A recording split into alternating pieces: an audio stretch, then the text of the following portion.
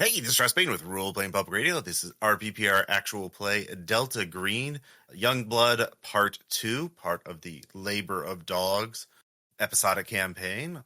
And I am not running this game. Bridget is. And yeah, it's going to be What's great. up, motherfuckers? Welcome to Dreamaway Camp. I don't remember if we put a Dreamaway Camp Round 2, Part 2 remake. It's very trendy to remake things these days, so I figured we should get in on RPPR. There should have been content warning notes at the beginning of the show. If you didn't see them, obviously there is implied violence against children and other things like that, gaslighting and things. So if that's going to bother you, please know it's going to appear in this episode. Obviously, you know me. I'm Bridget. My pronouns are she, her. I run this game. I am RPPR's most innovative GM and also Delta Green Dead Channel's fan favorite guest star. Starting in Discord order, how about we go remind everybody who's here, what character you're playing, and that kind of thing. Hey, it's Ross Payton with Role Playing Public Radio. I am playing Agent Julian, whose character's real name is Erik Sørensen. He is an antiquities expert who works for Sotheby's auction house as his day job, and made a mistake when he agreed to authenticate an old, grimoire. But he's doing his best, enjoys the thrill, not quite as much as he used to, but it's going great. I'm Yeti. I'm playing Agent Jennifer, real name Emma Masterson. She is a Rand Corporation consulting analyst, used to be a Navy lieutenant, and she is not having a good time being part of a government conspiracy. Hey, you know who I am. Don't look for me. I am playing Agent Gluttony, otherwise known as Estelle Cunegonde. We just got to the fucking camp and everything is fucked. Yeah, that's about the size and shape of it. We got to the camp. Things are pretty normal. You don't really see anything around that could give you cause for alarm. You met with some of the staff. You all know the names of them. And right now you are in the Yellow Administration Building with Pastor Hedman, who has just asked you for help. He appears to know that you are part of some organization. Yeah, he used the fucking words. He is wise to, I guess, maybe not explicitly Delta Green's existence, but, the whole fucking, there's crazy shit. There's crazy shit, and there's an office of the government that deals with it. Yeah. Or something that deals with it. Yeah, he specifically asked us about seeing the elephant, which is, Delta Green slang for seeing fucked up, unnatural bullshit. So, yeah, I think we're starting, we left off talking to him alone. So, yeah. Yeah, so you're in the administrative building alone, and he has just asked you for help. What do you do? So no one else is in the room but us? No one else is in the room but you and Pastor Hedman. Yeah, we are here to deal with this. I'm sure you're aware of all the teens in the hospitals around here. And the doctors are perplexed because their blood keeps disappearing. Yeah, I've been calling the chief for hours ever since the start of the incident, and he has not responded. So I take it you're whoever he's sent. Yeah, we weren't even told about you. We were just told about the teens. So is that part of his OPSEC thing? He didn't tell you what was going on here? He only told us about the teens. But yeah, the chief likes to keep things close to his chest. He hardly tells me anything either. Yeah. By the way, obviously I'm studying this guy to see, if there's any reads of any body language or anything indicating he's... You have a fairly high human, right? Yeah, like 70. He's worried. He appears to be telling you the truth regarding this character named the Chief. He seems genuinely concerned about what's going on, so, he expects that you're some kind of, paranormal investigator or something, involved with someone he might work with, seems like. Okay. So, what is your understanding of the source of this? The source of this? So I run an operation here for the chief. We have a project. I'm the only one that truly knows what's going on in the project. I'm assisted by a number of mundane staff who believe that this is part of a ministry. So they handle that side of things. We have had a subject go rogue, and she is causing problems. Okay. Yeah, we weren't told of any project or anything like that, so you'll have to let us know what that is. If the chief didn't let you know about it coming in, I don't know if I'm allowed to tell you. Well, I don't know what you expect us to do. I feel like walking into comic book land is probably a good enough let us in. I can tell you some of it. So like I said, I work for the chief warrant officer. I'm actually part of the CIA. Have you ever heard of MK Ultra? I'm sure you've heard of MK Ultra. Everybody's heard of MK Ultra. It's infamous. But did you ever hear of Subproject 68?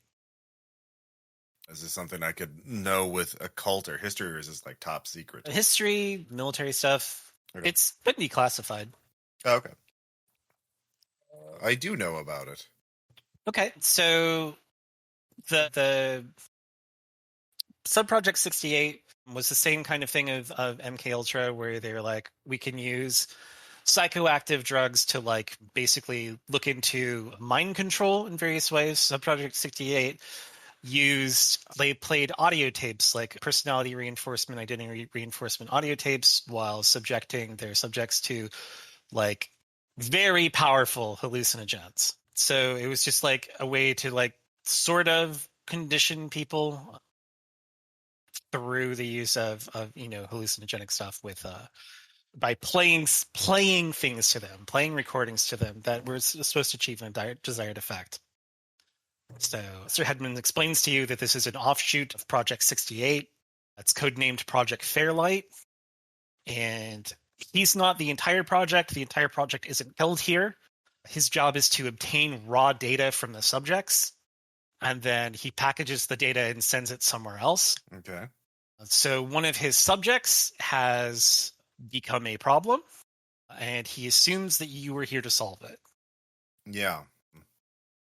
So, have any subjects before exhibited any phenomenon like this before, just on a smaller scale?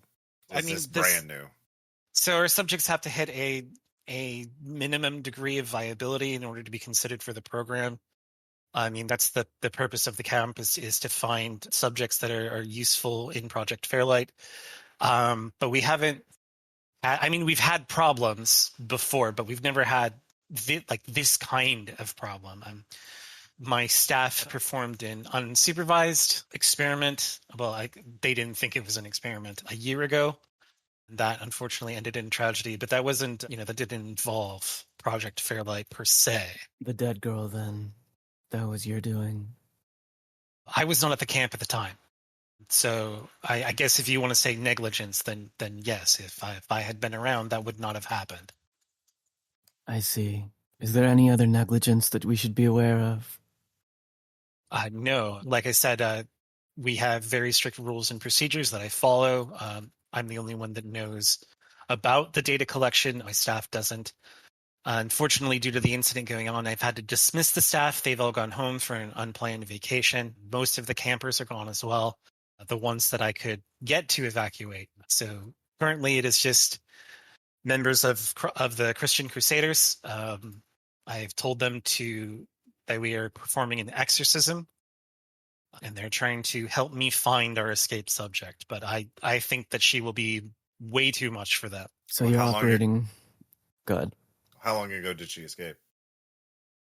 Well, it's not that she's escaped per se. She's here on the property, and she doesn't plan to leave. We're kind of in a stalemate. She's like just holed up somewhere? Yes, somewhere in the campground. I don't know where she is. Hiding. You said your standard operating procedures were provided to you by the Chief Warrant Officer, Carter Renault. Is that correct? So, of course, you say out loud, Chief Warrant Officer Bloody Jester. And he says, yeah, the chief is the one who... he's the one who helped me get my position here in Project Fairlight. I was working on some other things before then. This would have been like 10, 12 years ago now. I'd assisted him before in some stuff before I'd seen the elephant. When was the last time you had contact with him? It must have been a month ago. How's that line up with our encounter with him on the island? Your encounter with him on the island would have been about 4 months ago. Okay, so... And he wasn't even there on the island, technically, so... Hmm. So it still fits. He's still active. He's still doing shit. Yeah, he is. Okay, so... Do we have like an approximate timeline between when the subject got out and when everything kind of went to shit? And how long has it been? How long has this stalemate been? It's been since about 3 days ago. It was this weekend. Like you said, right when the kids went into the ER. And how is this? How is she targeting or choosing, I guess, her victims? Do we have any sort of method, modus operandi, relationships type of thing? It doesn't make sense that she would go for the other subjects. Now you can roll human. Yes, 63 under 71. He tells you that he's not aware of how the attacks, quote unquote, have happened. He's referring to it very obliquely. He doesn't seem to want to talk about the kids in the ER at all. He's just saying that she has very powerful abilities and that she's quite dangerous. She's not expressed and made any demands or expressed any anything to you directly. She's not communicating. No, she's been in hiding, so we don't communicate. If I knew where she was to talk to her, I would simply have the men capture her. Do we have an identity, next to kin, anything in the background that would give us any sort of insight? Well, I mean, I told you about the incident last year, right? Right. That was her older sister. So the text. I'm gonna need access to that. What do you mean? You mean the operational data? You can't look at it. There's a book here, Healing the Sick. Oh, you need the catalyst. Yeah, I keep them here. I have them locked up in my office. JöRMUNGANDR turns to stare at Agent Julian. So he opens a little locked cabinet. There's the locked filing cabinet. He opens it up. He takes out all the accordion folders in the bottom drawer. There's a false bottom that he unlocks that, and he shows you the copies of he has of On Healing the Sick. Okay. There's maybe a dozen. And he says, as far as I know, this is the last of the catalyst I've been able to get. I've been shipping them to the chief every chance I get, but I mean, these things are pretty rare after the fire. Right. So I looked through them briefly to see if they're the same edition, because you said like the one I found on the island was an edited version. Like you look, like you open the cover and you read something. Yeah. Okay. Can I make a power test? Power times 5. Power times 5. Yeah. I make that. So you're able to snatch yourself away before it gets its hooks into you. And so the fact that you have to do that suggests that yes, in fact, these are legit copies of Healing the Sick. Okay. JöRMUNGANDR is standing very close to you with her hand resting inside her jacket. Yeah, it's the real thing. I will say, and close it again. So she's probably waiting for time, because if she's draining these people, she's getting something from them, and then she's probably going to make a move, probably either to escape or to get revenge. It would be the most obvious motives. So, where have you searched? Where haven't you searched? I mean, I have my men outside all of the buildings. We've been inside them, but this is many hundreds of acres of wilderness that encompass the camp. She could be anywhere. I mean, obviously, she still has to eat and drink, so we've been hanging out around the food stockpiles, but I don't know if someone's helping her or not. Like I said, I tried to send all of the campers home, but there are a few of them unaccounted for. I don't know if they just got caught in the head counts or if they're also still on the premises. Okay, well, we'll need her dossier, photos, and the people who are left. Does anyone know her habits here? Like, people will go to places that are familiar to them, right? Or places that are important to them. So places where they would feel safe. So if there's any campers here, if anybody who knows her, maybe there's this hiding spot they know of.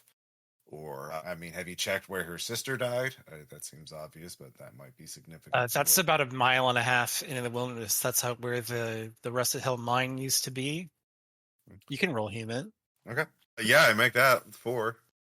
That seems a little concerned and not exactly truthful when he's saying where her place of death was. Come on, man. You can't hold out on us. I mean, I know where it happened, but I understand that it's one of the most sensitive parts of Project Fairlight. I can't just take you there, especially not without my normal staff members here. I don't want the Christian Crusaders seeing it. Well, and she could be there right now. This is going to get worse before it gets better. I'm not saying she is there, but that is a place we will need to see at some point. The first thing is to talk to the other staff here to see if anyone knows or has any insight of where she might be. I sent all the rest of the staff home. So it's just you, Pastor Fool, and Mr. Spider? Yeah, as well as the rest of the Christian Crusaders. I have them do logistics for me very often. Pastor Fool is a very useful gopher. Like I said, he's the one who obtained the copies of On Healing the Sick for me. Yeah. What about Mr. Spider? What's his deal? He's a ex-convict, went in and out for a lot of drug charges. So he's now just a very loyal enforcer for the Christian Crusaders. He had a bit of a nose candy problem. Jesus Christ. Are there no fucking laws in this state about fucking letting felons work with kids? Jesus Christ. Well, he doesn't work here normally. Oh my god. Okay. Who is in charge? Who performed the act that killed? We don't. What's her name again? I'll say her name. Yeah, her name was Claire Graham. Right. So I'll try and say Claire Graham out loud. Okay. So you want to know who performed the act that actually killed the witch? Ah, the witch. What's her sister's name? That it was members. Her sister's name? Yeah. Is the possessed. That's peachy. Yeah, so he mentions that. Oh, shit, what was the question you asked me? Who was responsible for the witch's death? It was members of his staff. They were attempting to carry out Project Fairlight without actually understanding what it's for. They just thought it was part of the treat within the camp. Yes, but those staffers are not here. Okay, that's what I wanted to know. He sent all of this. All of his staff has gone home. All of the campers, to the best of his knowledge, have gone home. And then he brought in the Christian Crusaders as muscle to deal with the possessed. Yeah, I was just fishing to see if any of the people present at the camp were involved in it. No. Other than himself, but he wasn't there. Right. His argument is if he had been there, she wouldn't have died. Well, no one else has died while he was here, so... Yeah, so what's the basic procedure, by the way? How does it work? So we enroll them in the camp. They go through normal camp procedures overseen by camp staff. Eventually, if we believe that they have potential, there are a number of extra programs that we can put them through. It's a lot of audio-visual stimuli, see how they respond, and we track that. If it meets the values that we think are acceptable, then they move into the actual Project Fairlight, where we give them the input and they give us the output. I collate that and package it up. I have equipment in my home where I take the raw data here and make it useful, and then I transmit that to the chief. Okay, so how does the catalyst work into this? The catalyst is necessary for the creation of, like I said, it's a catalyst. So it's when we actually have them as part of Project Fairlight, I need to have them exposed to the catalyst. They don't read it or anything. It's just necessary for the creation of the medium. So they don't read it, but they're just exposed to it somehow? How does that work? So what we do is, I'm sure you've become aware at this point that each copy of On Healing the Sick is personalized. So what we do is we have a machine reader that scans the text and it turns the text into an audio file. Then we run the audio file through the gematria converter, at which point we subject the subjects to it, and then we receive our data from them. Everyone wears soundproof headgear the entire time. No one can hear what's going on. Okay. What's the converter do? Like, how does it? What is it converted into? It's a simple artificial intelligence tool. I mean that makes it sound way cooler than it really is. We just have more or less a fancy photocopier that scans the book and records the data inside of it. I mean, to us it appears as words, but to the computer it could be anything.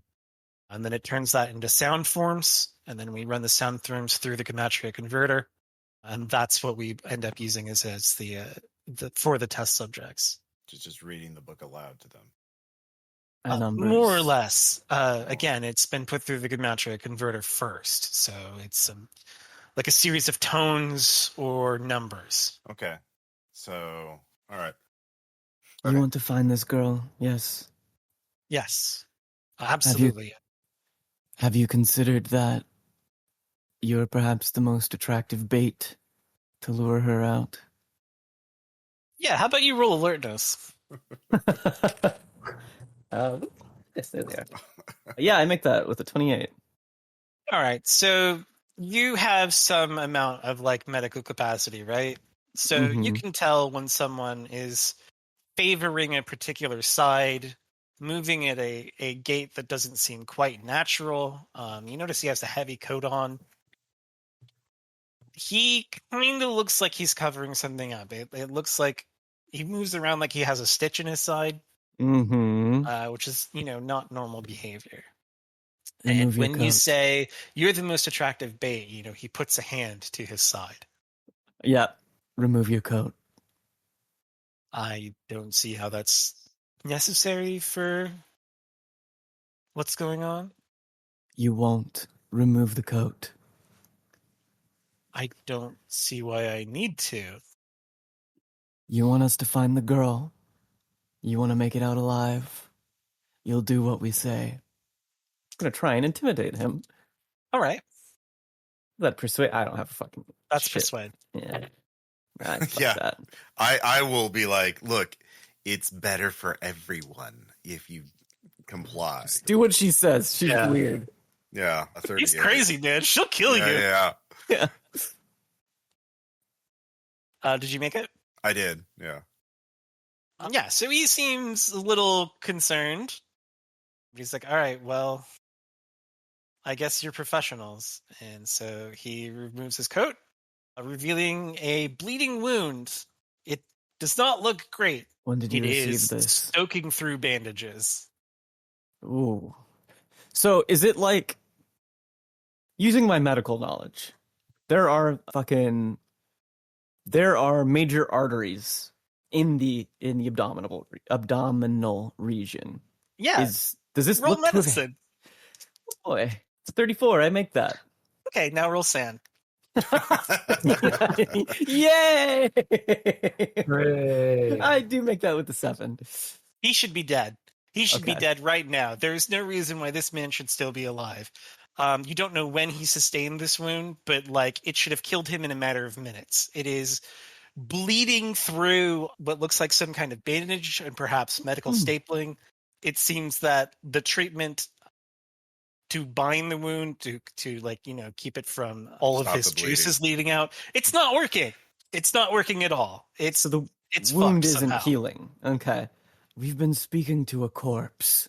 I reach into my coat and stand up with my blade out. You've been less than honest with us. You really don't Okay, look, I know that you might not particularly care for me, but it is not a good idea to pull weapons. Why? I mean, you want to help those kids, right? Yes.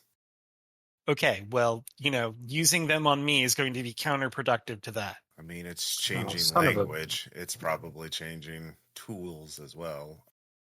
Well, my associate here is a medical expert. She wants to use the knife for healing. It looks like your stitches popped or something. So you want to close that wound, Yeah, right? the wounds the witch inflicts can't be healed. So, Sorry, when you're looking for the possessed, don't be too gung ho. the witch did this a year ago. Over a No, year. a couple days ago. The witch is I think he just misspoke. okay. Yeah. So the possessed did that to you, or did the witch do that to you? The witch did this to me. The possessed orders the witch what to do. Oh, Let me clarify. What does your safety have to do with the safety of the children?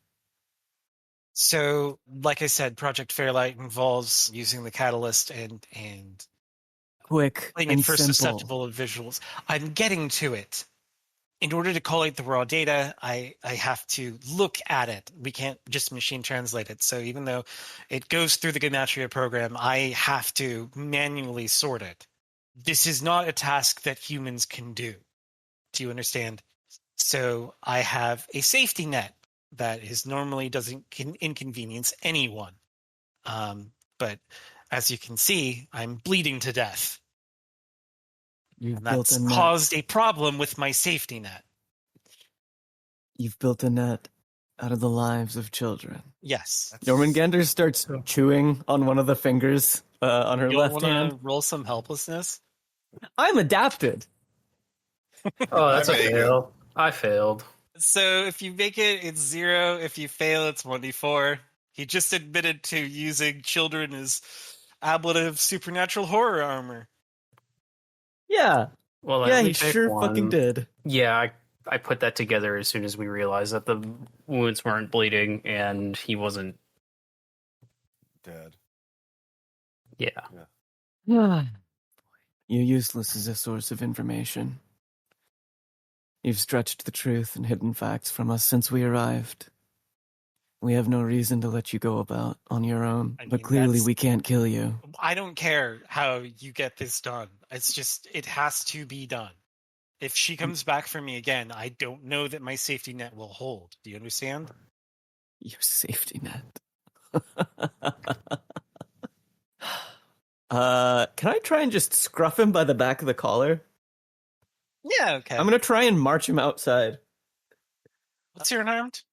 Fucking like 60, I think. All right. You roll yours, I'll roll mine. All right, Opposed, yay. 55. Okay, yeah. So he's very clearly had some kind of hand-to-hand training. Like he's an expert at something. So they've probably taught him to defend himself. But you just get right around him.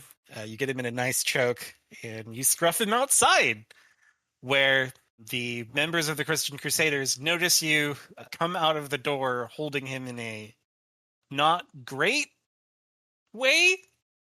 You better talk fast. Julian. Yes, we're associates of Pastor Hedman here. Pastor Hedman has not been truthful to you. There are things we are all in danger here, and we have to work together in order to bring a peaceful resolution to this situation. You understand things are not normal here. We are trying to find the source of it. The target is the person known as the possessed. And Well, of course, it's the demon. Pastor Fool speaks up. I mean, that's why we're here. Listen, I don't know what kind of like fancy city thing you're from. All right, we're all educated. Okay, we're not stupid.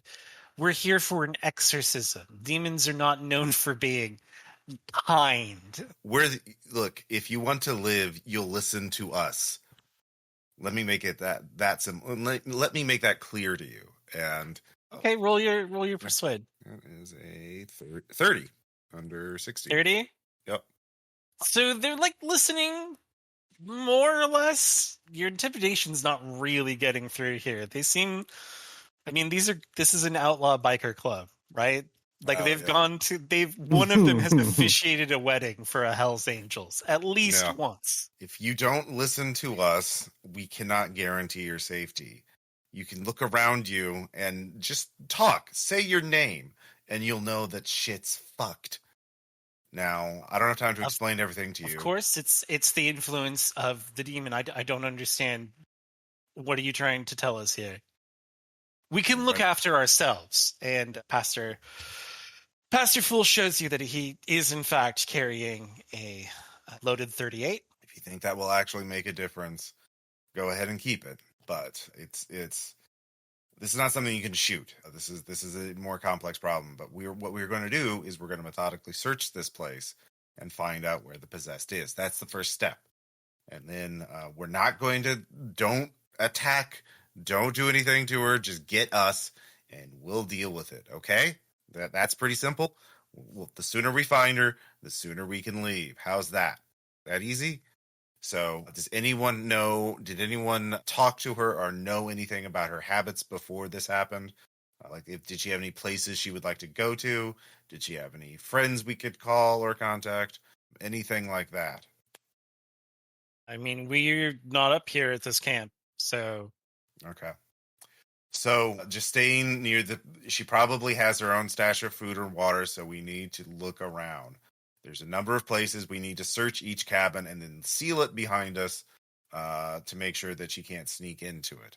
So let's just first clear every building in sight here. Okay? And if you find something weird, contact us. Are there radios here we can use to communicate? yeah, there are radios. All right.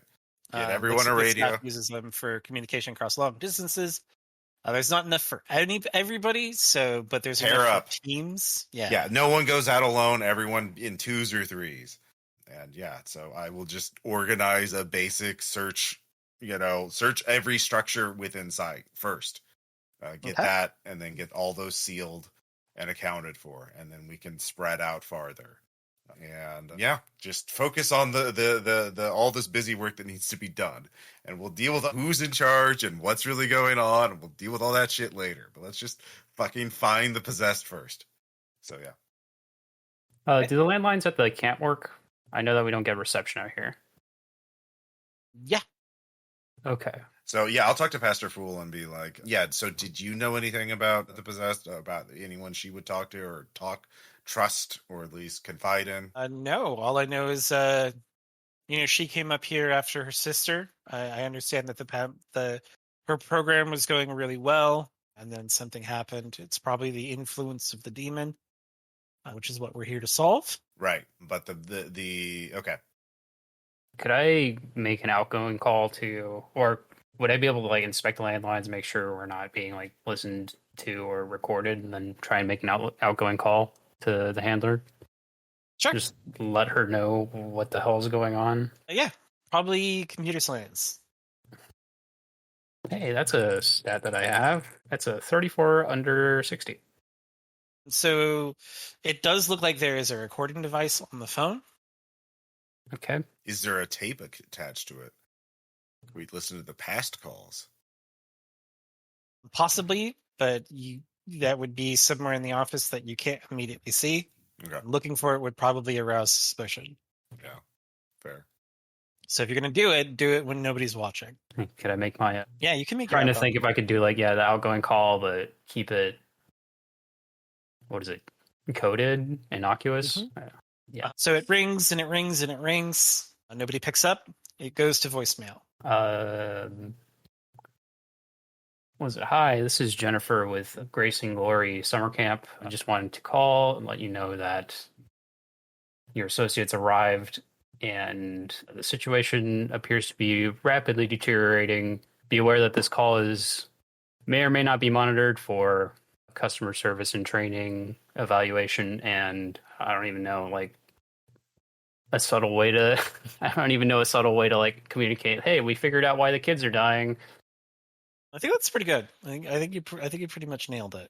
Okay. Yeah, we found the source. We found the source of the infection, but there are complications in play that prevent us from addressing it directly. Your handler's probably checking the messages on the phone, so she'll undoubtedly have heard it. But obviously, she's not going to pick up for an unknown number. Right. And she doesn't have a way to contact you back. So, All right. unless you want to camp near the phone. Yeah, no. We got shit to do. Is there I think that's it. a freezer here, by the way? For, like, food storage and shit? Yeah, there'd be one in the kitchen. Okay. Can I start marching this fucker over there? Okay. You All right. come out and catch up with everybody else. He's not super thrilled. He's protesting the whole time. It's like, what? Just let me go. I don't know what you're doing. I thought the chief sent you. You want to know what I'm doing? I'll explain. In recent medical studies, it's been proven that mild hypothermia reduces blood loss. I'm going to put you in the freezer to reduce the strain on your safety net. I don't think that's a good idea. That sounds extremely unpleasant. I'm sure it will be. Well, so is getting stabbed. So you're gonna lock him in the freezer?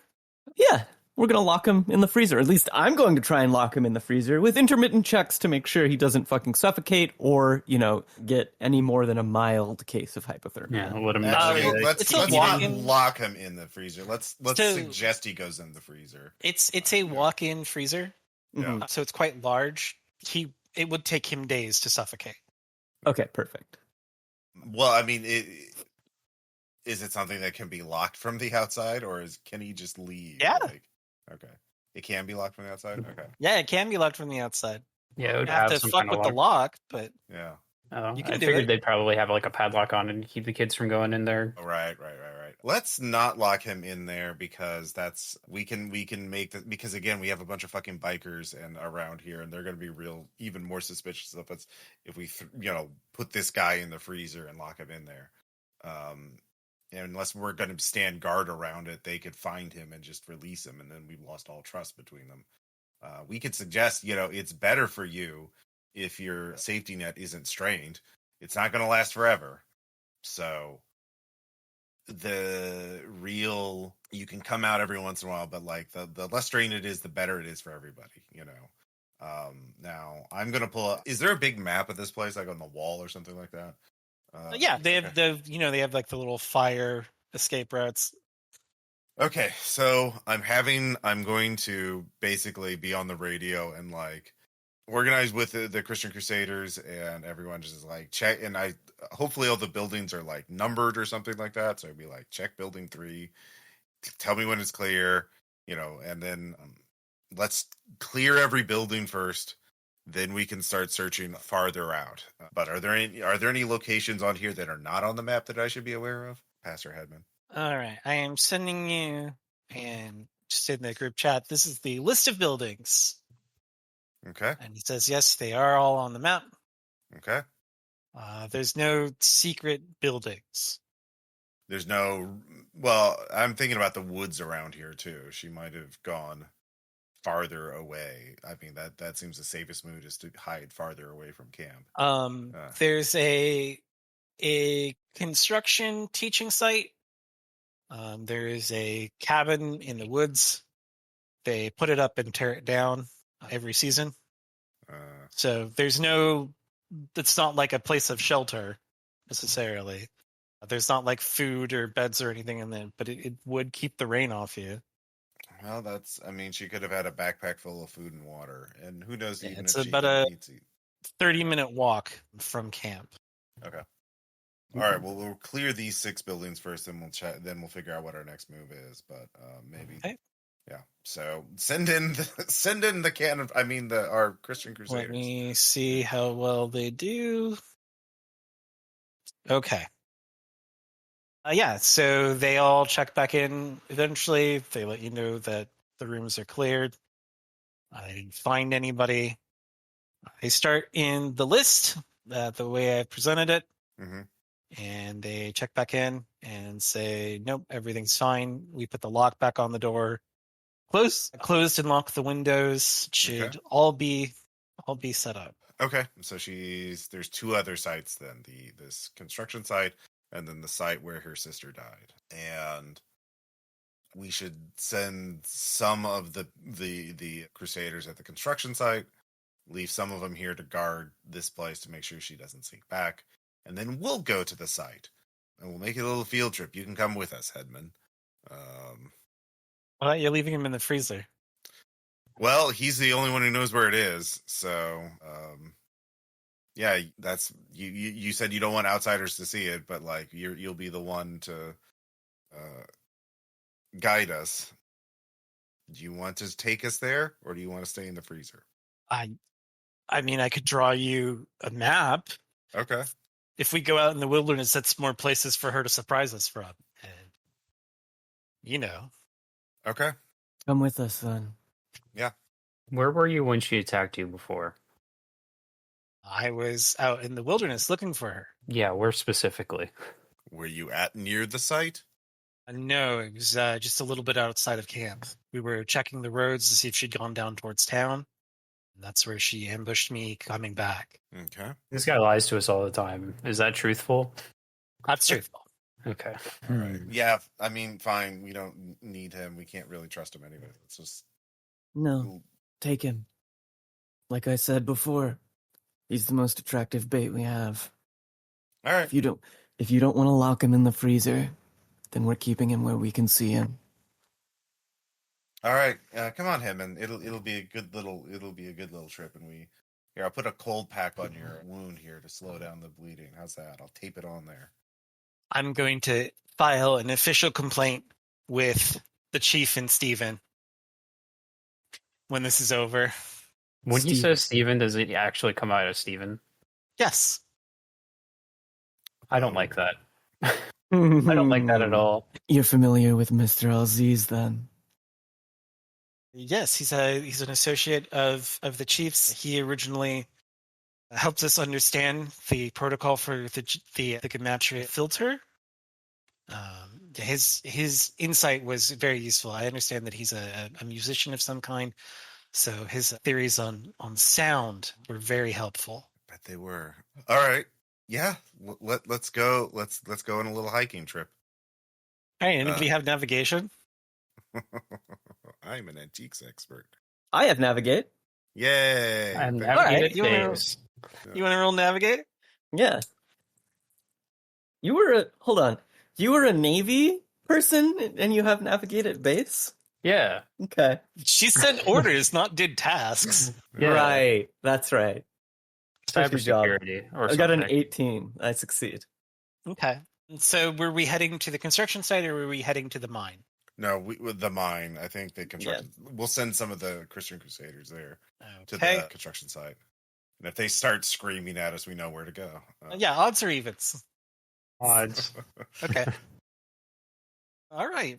Rest in peace. So yeah, you're on your way out to the mine. Were you doing check-ins of any kind? Yeah, I would be like checking in every 5 or 10 minutes with the Every base 10 camp. minutes? Yeah. So you're checking in with base camp. Are you checking in with the other patrols? Oh, sure, of course. Okay.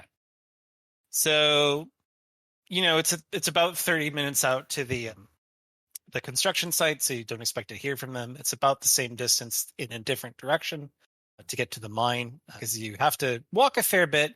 It's only about a mile, but it's through like a shitty dirt road that doesn't exist anymore. That's like been grown over because nobody uses it, and so it's a little rougher than just normally walking. So about 30 minutes happens. You're almost to the part where you roll up on the mine, and your check-in doesn't come back from your people you sent out to the construction site. Okay. And try again, they don't radio back in. You try a third time, they do not radio back in. So you roll up on the mine. You can still hear from the base camp. They have found it impossible to reach the people you sent out to the construction site. Okay, I'll tell base camp to stay there. We'll swing by the construction site after we're done checking out the mine. Probably a dead battery. Don't worry about it. And I will roll persuade, and I will fail that. 76. Okay, odds or evens? I mean, odds at this Yeah, point. odds. We're invested. Ooh, all right. Okay. Gotta buy the dip. You gotta buy the tip. Yeah. All right. Well, that'll be fun for later. Oh no. So we're at the mine. It's a phosphate mine. You just kind of dig down and you pick up your. It's like before the processing of phosphate. The issue with it is like this is where there was like it was like a major geological like ecological change in the mine. Ultimately, why they had to abandon it is because they fucked up the aquifer, and so the groundwater swelled to a much higher level than it was previously. And so the mine is now a lake for the most part. So it's basically a big brownish, grayish, sandy kind of patch with disgustingly dirty water that doesn't move anywhere. Yeah. If you want to find anything cool out here, you're going to have to search. Do have search. I have search of base. I'm not very good at this. Yeah, I make it 36. Okay. So there's like detritus piled up in like various places, like some construction equipment that was just like not like useful enough to like bother recovering. Like you wouldn't be able to sell it or reuse it.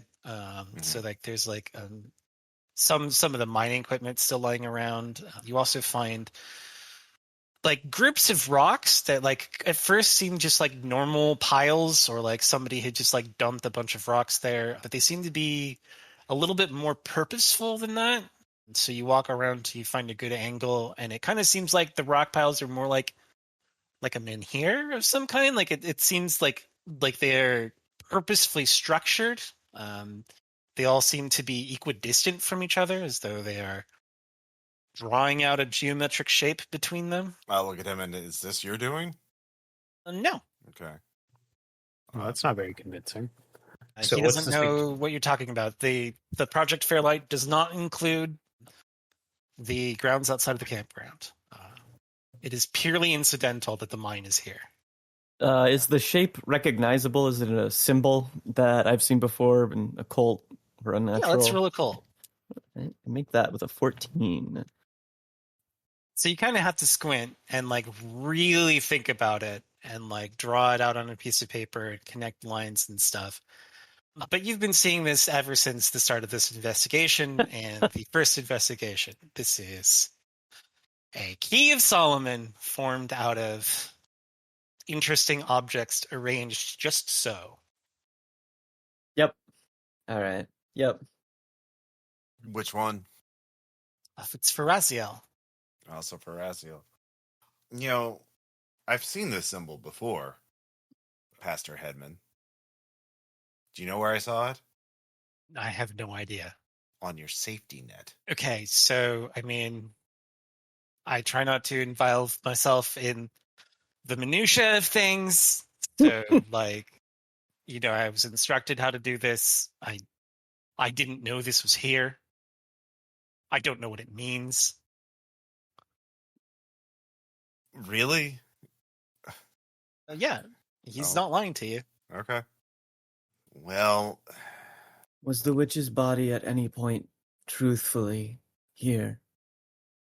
No, it was back at the camp. This is just what we told the investigating officer. We had some of the kids corroborate the story. Jesus Christ. That would have been nice to know before we walked all the way out here. Yeah. We could have, I mean, whatever those people at the construction site, well, that's on you now. I thought you said it was a battery. That's called a fucking lie. How are you the only person that was convinced that that's... I see why you're the deniable asset here. Jesus Christ. Like, the possessor's clearly there. Like, she's not at the camp. She's not here. Where else could she be? Are you the only one with the safety net? Yeah, the other guys, the Christian Crusaders, they're just muscle. They're in from outside. I see. Do you have the walkie-talkie still? Yeah. May I have it? Sure. I'm going to take a swing in the dark. Assuming she's visited the mine, or no, the construction site and the camp already, It's likely that she may have acquired a walkie-talkie for operational intelligence. I don't know. She's a kid, but kids aren't dumb. I'll do an all channels kind of thing and say, if you're looking for the man that killed your sister, we're at the mine next to your Key of Solomon. We'll wait for you. We want to bargain. And then I'll throw the walkie-talkie back to Julian. And then take a seat on one of the piles of stones. Well, I don't think the people at the base camp are going to listen to us anymore. I'm not concerned about them. Well, You do realize that's where we parked our car, right? Hey, did one of you have signals intelligence? I do have SIGINT, yeah. You want to roll that? That is an 8 under 60. So the walkie-talkie sounds like it's acting up for a little bit. It sounds like you're getting like communication, but then like nobody actually talks. It's like very quick. Like it turns on, it turns off, it turns on, it turns off. And so after a little bit, you realize it's Morse code.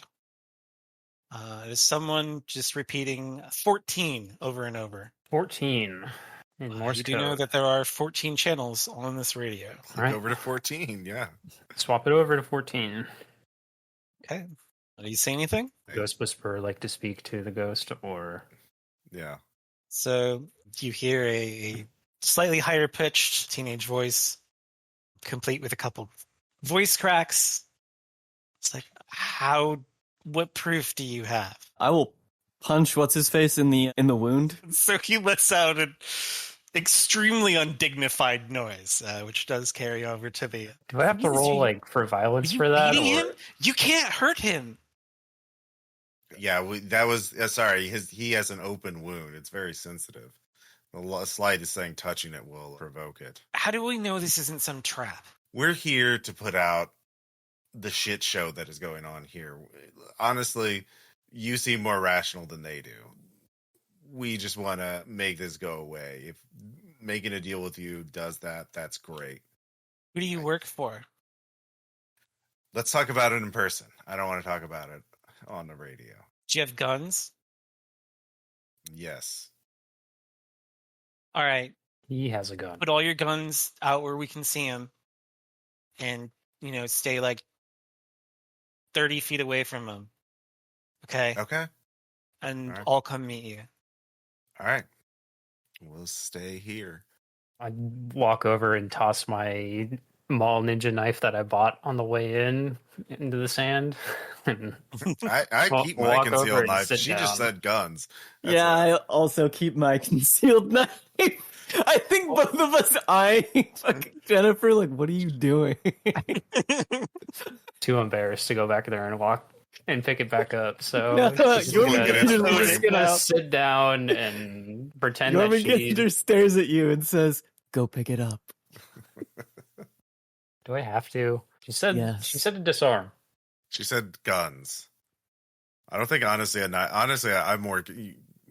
The knife is a useful tool for a lot of things, like cutting ropes and shit like that. Like, Fine. and I think if it comes to fighting over the knife, I think we're fucked anyway. So That's a good point. Jennifer walks over and picks her stupid mall ninja knife back up. Is it like one of those fucking zombie apocalypse knives? Oh, it's like- fucking crazy serrated and shit.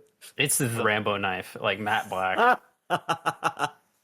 It has the compass on the bottom, but Oh. it doesn't. The compass doesn't work. of course not. Why would Yeah. it do How that? are you so embarrassing? I'm sorry. How are you so embarrassing? Oh, Jennifer, we've got a lot to work with you. So yeah, roll alertness. I make that. with I the fail. 50 I rolled a With the- 95. 53. So out of the woods comes someone holding what looks like a hunting rifle. They look like they're maybe 6 foot, kind of twinky looking. They do not look at all like what you expected. And they have the gun trained on you. They're looking over at the pile of firearms you left. Just albeit not a very large pile. The one firearm and the suspiciously knife-shaped indent in the sand. I kicked that out. Yeah, I was the only one to have a gun. Yeah, Jormungandr doesn't use guns. Oh my god. It's just the one gun, the one sad-looking gun. It's a nice gun. Well, no, it was a cheap gun I bought it as a throw. So they move over to the gun to try and be puppy guarding it. Okay. And they're like, you on the radio? Yes. That was us. Okay, so all right, you wanted to talk. Let's talk. Is this the same voice that we were speaking to? Oh, Same voice I you heard on doubt the it. radio. oh, okay. So she's describe this person. Is she by herself? She's by herself, like I said, about 6 foot, kind of twinky looking. Twinkie, okay. Does she look malnourished, well fed? Or like, what's She her? looks like she's been at a summer camp. She Yeah. looks like shit. She Okay. looks like she has not had a good night's sleep in a month. Okay, I'll roll over a water bottle and like a Cliff Bar. Yeah. She ignores the Cliff Bar, but she grabs the water and just is like trying hard not to just house it instantly. Drink slowly. If you haven't had water in a while, you'll make yourself throw up. Yeah, I know. Okay, like I've read Surviving the Wilderness books. Okay, I know what I'm doing. Look, a So- shitty thing happened to you, but we're damage control, right? We just want it. We just want the situation to be resolved with as minimum fuss. Damage what- control for who? Look, The world at there's large. there's like 6 kids about your age that are mysteriously bleeding out in hospitals in town that we know of. There could be more, but as far as we know, this guy here and points at Hedman is like, he's our only lead. And as long as he continues to bleed like that, those kids are never going to get better. Yeah, well, he wouldn't be bleeding if he hadn't have done this. We're aware. I agree with you. Is there a way No, to I sever the mean- connection? You know it's his fault, right? That you can't say your name out loud? Please tell us your side of this. So that's his little defense. You see, the possessed can only call her sister against people whose names she can say, all right? Like, names are important. Names have power. This motherfucker would know that more than anybody else. So he made it so we can't say names out loud, and that's how he's defending himself. You have to get, like, a couple miles away from the camp. I'm studying him to see how guilty he looks.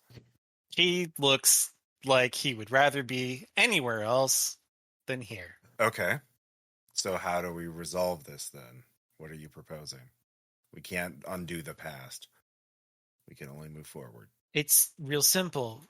You pull down the barrier to names, you get rid of his little insurance policy, and I'll take care of the rest. The specifics. How do we get rid of the safety net? I don't know. If I knew how to get rid of it, I would have done it already. Have you been to the room where your sister died? She's not it wasn't my sister. You know of what I speak then, though. Yeah. Like I said, I'm here for the possessed. I don't trust you being near her. Here, you're not the possessed. You're here for the possessed. Yeah, I'm the tall girl. Oh, I see. Great. What, you think we were just gonna This is the show possessed. ourselves to some radio call? No, that's. I understand your caution. And that explains why you have the gun instead of. Yeah. Okay. Listen, our best chance at resolving this is getting us closer to what caused it. Do you know where the possessed's sister died? Yeah, she died in the fucking torture room. The what? Which building is that? It's right behind the kitchen. You gotta go in the back. What looking at the list of buildings, is that the sanctuary? It's the, No, the kitchen. Oh, the kitchen. I thought it was behind the kitchen. Okay, so Yeah, it's behind the kitchen. okay. The kitchen So- is this big A-frame building. There's like a little storage unit behind it. Okay. So it wasn't even a named building. Okay. Have you taken care of everyone at camp yet? What do you mean taken care of? Well, we sent some people to the construction site to search, and they haven't radioed back in a while. Yeah, they're never going to be radioing back. Okay. And so Well- have the people at camp. No, Gone there's the still same. too many of them at camp. Yeah. I've I only put got my the hand one on left. Jormungandr's shoulder at this point. It's like, yeah. What? Yeah. You're trying to get me to stop? Yes. I just give you a look and be like, Um, look, we also have to think about like what happens after this immediate situation was resolved. Whatever is happening to the possessed probably isn't good for them in the long term.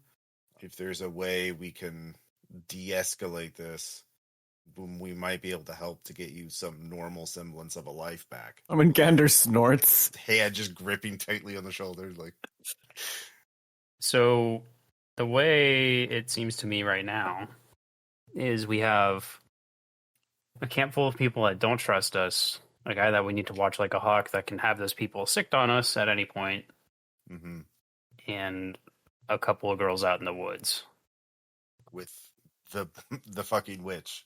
Yeah. Unknown whatever. level of power. Yeah. Yes. Yeah. Just took out our patrol. It's what I'm assuming is a ghost, but could be something else. So, How did you... Good. oh no, I'm saying so.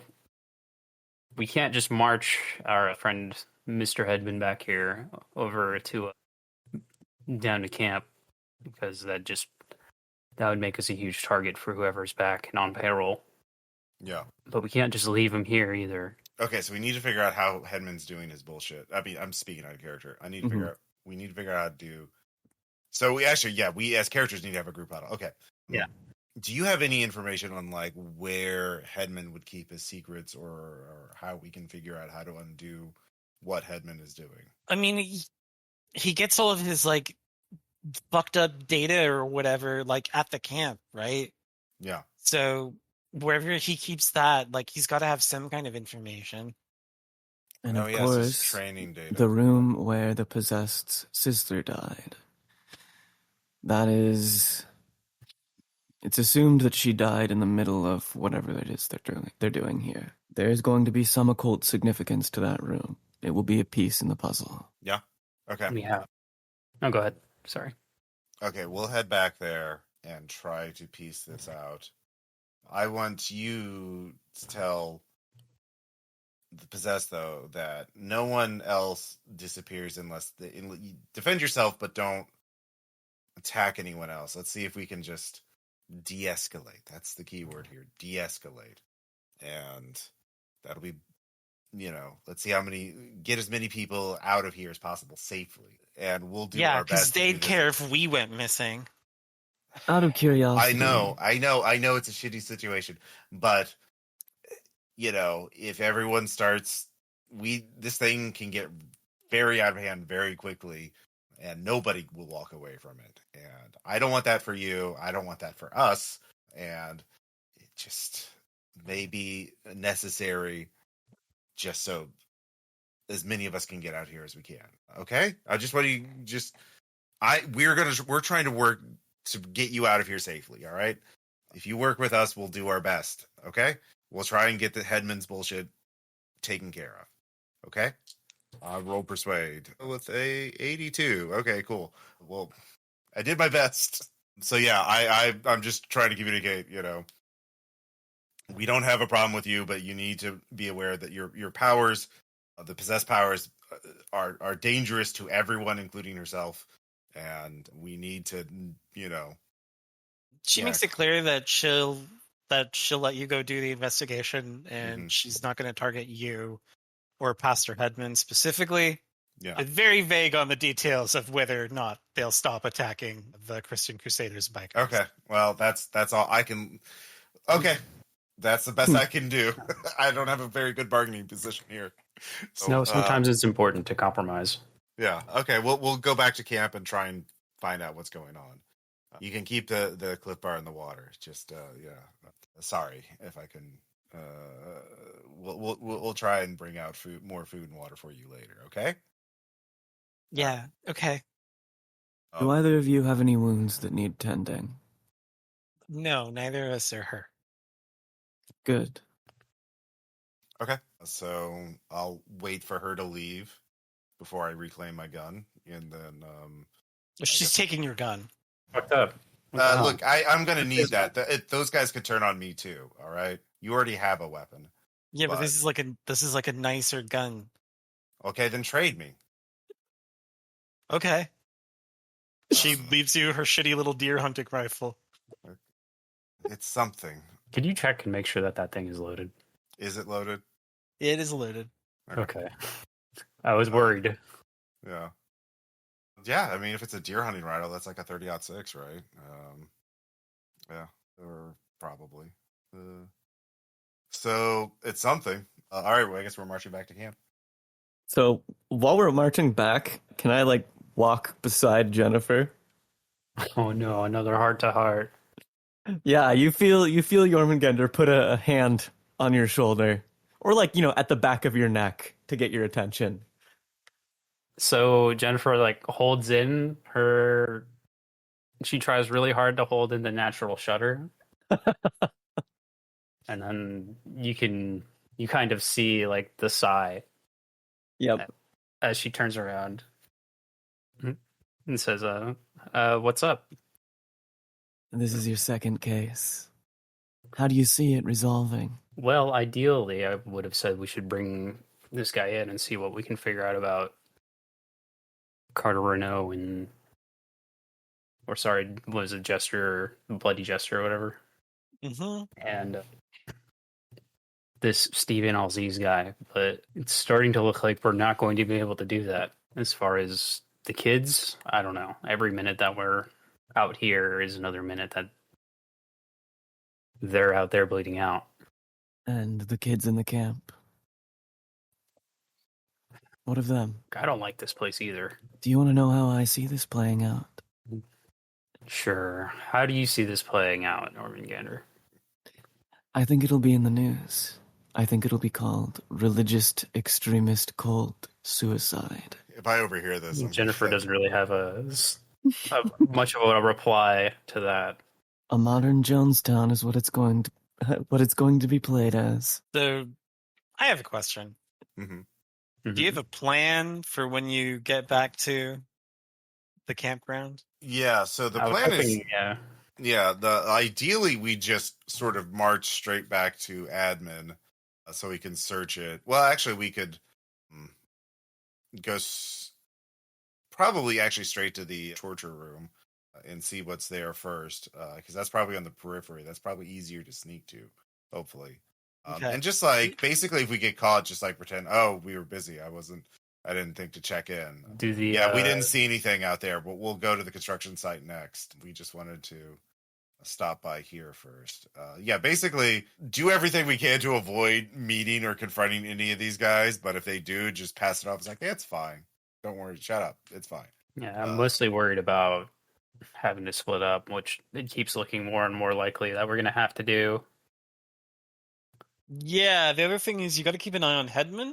Yeah. And he can just at any point in time tell the bikers that you're working for the enemy.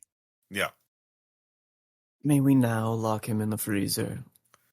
Well, once we get to we could lock him in the torture room, depending on what's there. So yeah, let's do that first. Damn it, that's what I should have asked the tall girl. If What? the rest of the camp staff that's here know about the torture room. Oh, of course they do. Headman, a certain number of staff have to know about the torture room because they undertook it when he wasn't there. So. Yeah. No, I'm wondering if that's like that includes the out of towners or if it's just like the pastor fool and was it the gate guard and Mr. Spider or whatever. Mm-hmm. Mm-hmm, mm-hmm. Trying to see who we're most at risk with if we decide to go that route. Let's just focus on one thing at a time. This thing is going to get rapid. I have a feeling things are going to escalate pretty rapidly. So if we're going to the torture room, that means you want to get there without causing a scene. So this is probably going to be sneak. Okay. Or whatever our subterfuge skill is. I Stealth? believe it's sneak. Stealth, there you go. Oh, I make that with a 23. Okay. Do we all have to roll? Whichever one of you is keeping Headman from causing I've problems. got him very, very certainly scruffed still. Okay.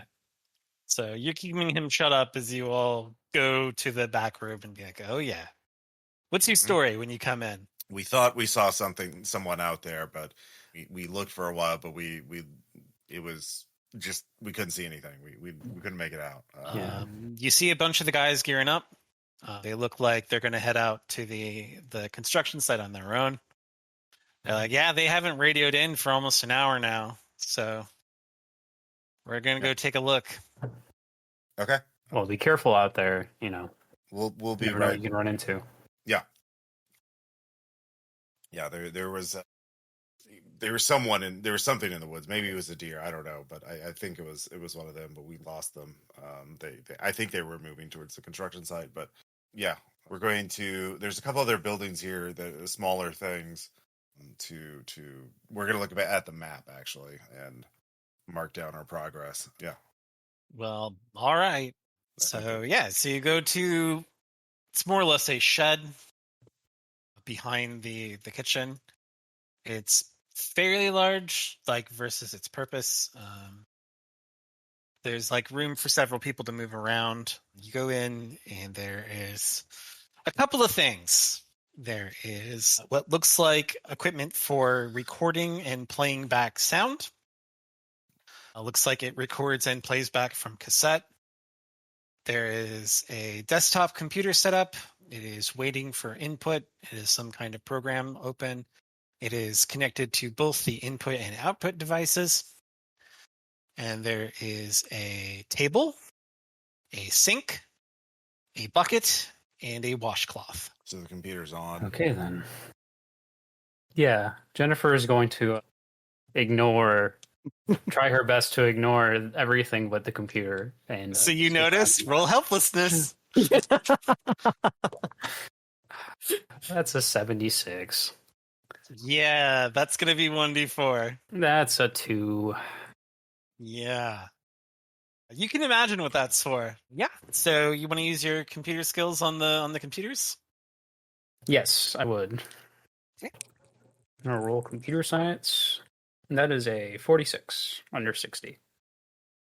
So you notice that there is like some kind of barcode scanner looking thing, and it is just sitting there next to like an empty like workspace surface. So maybe that's where they scan the copies of Unhealing the Sick. It gets fed into the computer system. And then you have two things. There is what looks like a kind of a boom mic looking thing, like a shotgun mic pointed at the table. That goes into the input. And then on the output end, there's a long cable connected to some soundproofing headphones.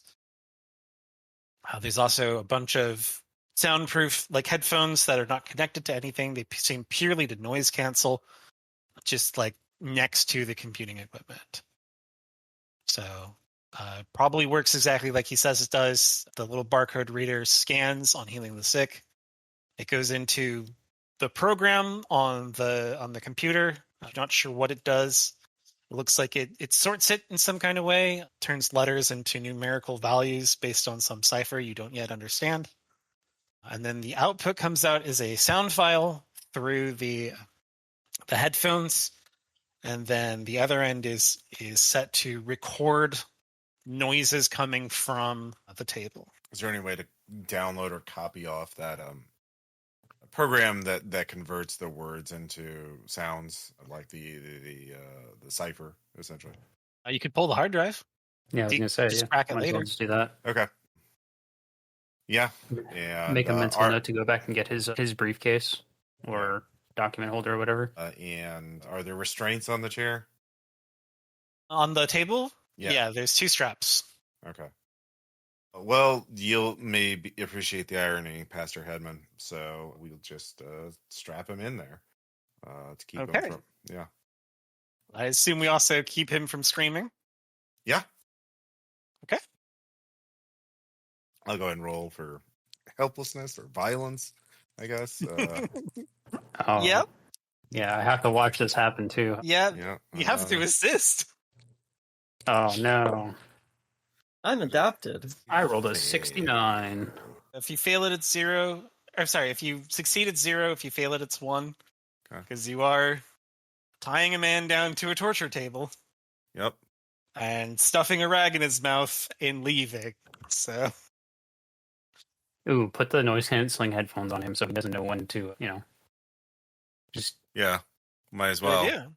if he knows, Oh, that someone's Jennifer, outside, then JöRMUNGANDR try gives and you a tangle big around. smile.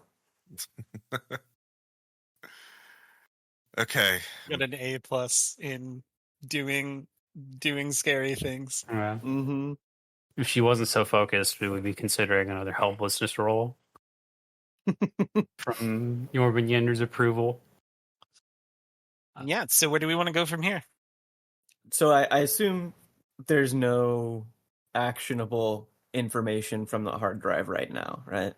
Not right now. It appears to Right. be solely a method of coding and decoding the information gotten from that room.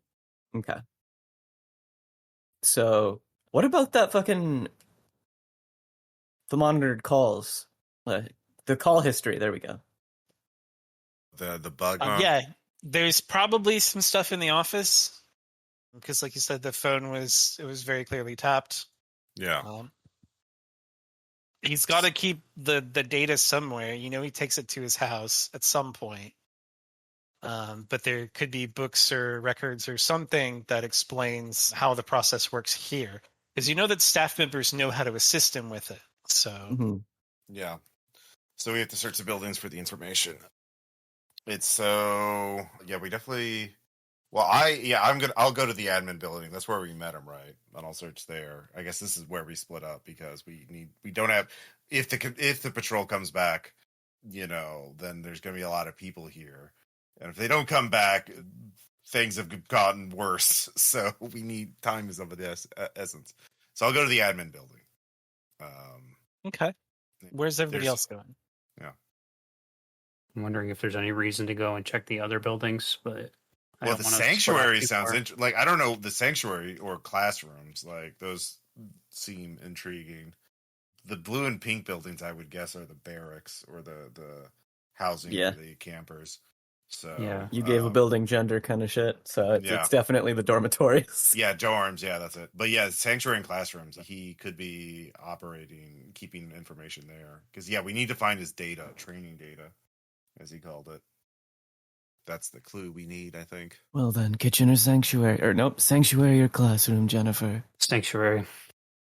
And then I'll go to the classroom. Okay. So we'll start with the classrooms. JöRMUNGANDR, you said you're adapted to helplessness. Yeah, great. So classrooms is kind of an understatement. This seems like a place where you're more concerned about programming or like breaking down resistance. There is materials and the way places are set up. It looks like it is designed to exhaust the campers, get them to a point where they are willing to go along with whatever's happening. Yep. You've seen this kind of thing before. Not great. Yep. There's a meal couponing system. It looks like the access to food at the kitchen requires these coupons. And based on the materials and like the very public charts of how well each camper is doing, it looks like whether or not you eat is based on how well you perform in the program. Yep. So there's not useful information here for the supernatural side of things. There is, though, all of the there's data, there's the teacher's books where they've been putting their impressions in on various students. You don't really have anything to check it to, but you do see the name is possessed as highlighted several times. Some disciplinary problems, and also there's some kind of potential they're checking for, but they don't exactly describe what that is. Was there a curriculum or noted down in the in the books? What about teacher name? There are teacher names, but you can't parse them. Right, but does Bloody Jester pop up anywhere? No. Okay. Any Heaven at Home material? Yes, lots of Heaven at Home materials. They appear to be mundane. Okay. Do you want to do the office or the sanctuary next? I'll go to the admin office. Okay. That's where So, the yeah. On Healing the Sick was. Yeah, that's where all the copies of On Healing the Sick are, and they let you go there by yourself. Oh, God damn it. I'm definitely grabbing a copy and putting it in my coat. Grab all of the copies. Well, the other copies I'm going to hide in a box and put it off in the corner. So I know where they are, but you'd have to search the office. So yeah. Or actually, if I have time, I could run them to my car or run them to our car and put them in the trunk. You really want those books? You probably want to move the books after you're done searching the office, but yeah, you can put them in a box and then move them out later. Okay, yeah, but I'll keep one copy on me in case we Yeah. have to run out or something. All right, Yeah. roll search. Yep. You'll find the most important clue no matter what, but you can get more stuff. Oh shit, 33. 33. Okay, so you Nice. find the complete treasure trove. So the first thing that you find that's useful is you find the little call recording equipment. It looks like it's purely to monitor calls coming in and coming out. There is a recording thing. It only goes back a week. You just scan it. It's mostly normal traffic. Like the oldest stuff is like normal call volumes that you would expect. Parents calling about various services that the camp needs, food transportation, that kind of thing. There's calls from concerned parents as you get closer to Saturday, where the kids are sent home without warning. They want to know why the special camp was closed, if they're going to get refunds, if they can just push it over and come back again in the summer. And then there is tons of calls from that appear to be one-sided. Whoever its pastor had been calling someone, they don't pick up, they don't respond. So you just hear the recording of him talking to answering machines. It's a lot of, you have to get out here. Things have hit the fan. We have a candidate with huge potential, but I can't deal with it. This is going to be really bad. If you can't come help me, this could be the end of Project Fairlight. That kind of thing. The next useful piece of information you find is some research materials that appear to not be useful at first, but you're a curator and you have a decent knowledge of history. So as you piece through them, they start to make more sense. It is research into a Castilian king, Alfonso X, also known as the Wise or the Astrologer, from just basic historical understanding, because your history is quite high, right? Mm-hmm. From just like things you know about like world history, European history, you know that Alfonso is important to your particular field because he commissioned a ton of works. He commissioned lots of poetry. He commissioned lots of musical works. But the other thing he commissioned was translations of ancient texts into Spanish, updated versions and volumes of it. And so this concerns itself with one of the particular fields of translation, which was magical texts. So you look down the lists. There's the Ludario, there's the Picatrix, there's the Vermis Mysterious, and On Healing the Sick is listed as one of the texts translated by Alfonso X's court. So it's possible, given this research, that they were looking into like other books that could be useful from the same era. It looks like they're trying to find things that are attached to On Healing the Sick. Members of Alfonso's court are indicated by name. Again, most of them are unreadable. You can only ascertain Alfonso because he has a title, the Wise or the Astrologer. Mm-hmm. But there is a name you can understand. There's a Stefanio al-Assis, who is listed as a court musician for Alfonso X. Great. And lastly, yeah, you find a bunch of cassette tapes. They are labeled, but you can't parse the labels. So they are probably labeled with names. None of them are like possessed, witch, or other like, No, the text is purely illegible. Okay. Okay. Is there any indication of which is most recent or which is oldest? Are they all? Yeah, because they're dated additionally. So okay, yeah. So yeah, we'll look at is there a cassette player? There is. There's a little hand cassette player. You want to listen? Yep, I do want to listen to the most recent ones. Yeah. Okay. Make an Times 5 check. Int times 5. Let's see. I got a 38, which is well under my intelligence. Yeah. Roll sanity. Cool. You said the line. I lost that sand check. Okay, take 1d6. Oh, that's a lot. So the tape is a recording of a young girl's voice saying aloud names. It sounds like she's working through various syllables that come together to form a name. And you understand that whatever name she is saying has an incredible degree of power behind it, because the only thing that stopped it from completely destroying your brain was the fact that you can't hear it, thanks to the naming ban. Oh my god. Cool. I'll just go ahead and project that 6 sand loss. So, yeah, I rolled that. And, Who are we projecting on? Yeah, let's take a look here. Victor, I spent time with you. I probably shouldn't have. Fuck you. Yeah, that is down from 9 to 5. Yeah, fuck. Fuck this guy. I could have had cocaine. Yeah, I could have had cocaine. Yeah. So, cool. So, yeah, I'm going great. I'm having a good time. Now we move over to the sanctuary. Go ahead and roll your search, and then I'll tell you what everything is that you find and what it's like in there. Pray for me. I have base search. That is an 83 for 20. We'll be sure to mark it. This sanctuary is unsettling. It appears as though it's set up for like more or less normal church services, like small church services, but there's no pews, benches, or chairs. There are only mats on the floor. The mats do not look particularly comfortable. They look as though you were supposed to kneel on them, and in doing so, they cause additional pain than if you had just knelt on the floor. The actual icon on the altar is a super fucked up version of a crucifix. It appears to have an actual human body attached to it that is bleeding from its hands, feet, and side.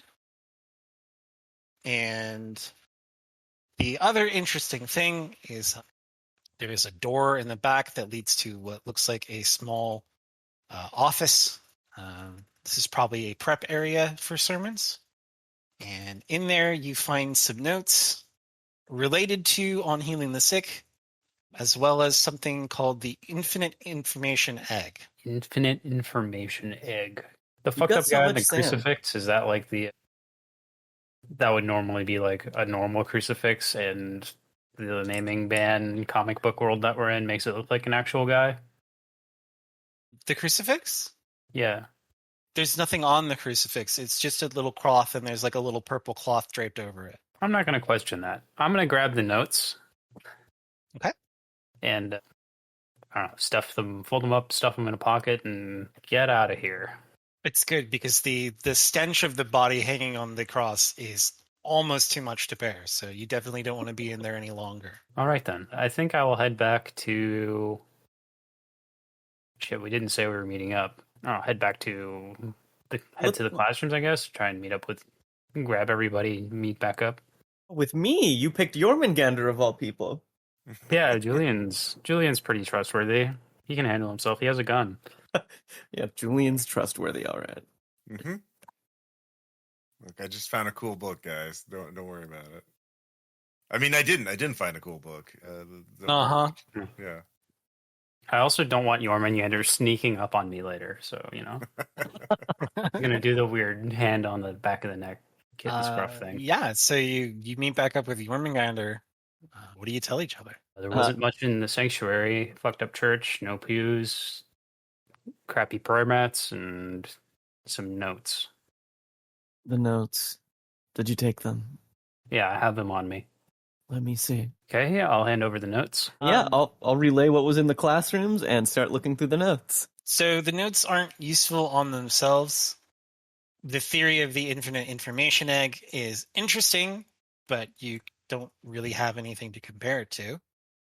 For those of you who don't know, the infinite information egg is a thought experiment in which you imagine an egg The egg has all the information inside of it necessary to produce a chicken. The chicken itself has all the information necessary to produce another egg, and so on and so on and so forth, meaning that the egg itself contains an infinite amount of information. Interesting. What are the notes? So the notes aren't useful on themselves. What are they concerned, though? They concern the practical application of the information egg as an allegory or a metaphor. Interesting. Okay. Well, let's start making our way to Julian. And as we start making our way to Julian, I'd like to speak with Jennifer. Okay. By all means. I'm pretty sure there was a dead body somewhere in that room, but I don't know. I didn't want to be in there with it. It isn't surprising, but you shouldn't shy away from death. Speaking of Jennifer, what's your opinion of Julian? I mean, he seems knowledgeable. I can see why the organization would want someone like him around. You're correct, but in ways that you don't quite understand. Let's work it in reverse. The organization keeps him around because they are concerned about how much he knows. They don't keep him around just because he's useful. They keep him around because he could be a liability. Like me, Julian may be compromised. Okay, but by that same logic, you could apply that to anyone in the organization. Yes, of course. Many of us in the field are compromised, are broken beyond repair. You will be too soon. But that brokenness in me does not propagate. Julian, on the other hand, seems a little too curious about healing the sick. I mean, I could see why. Flashing back to the time I got sucked into a book. And do you remember what I told you then? It's dangerous. It's dangerous. It's like an addiction. Yes, exactly. And what else do we know about Julian? Out of character, do we know that he's addicted to coke? You've seen the cocaine. Oh yeah, we have, haven't we? He did the comfort buff after we murdered the wizard. Mm-hmm. By the way, I'm going to the bathroom to do some coke.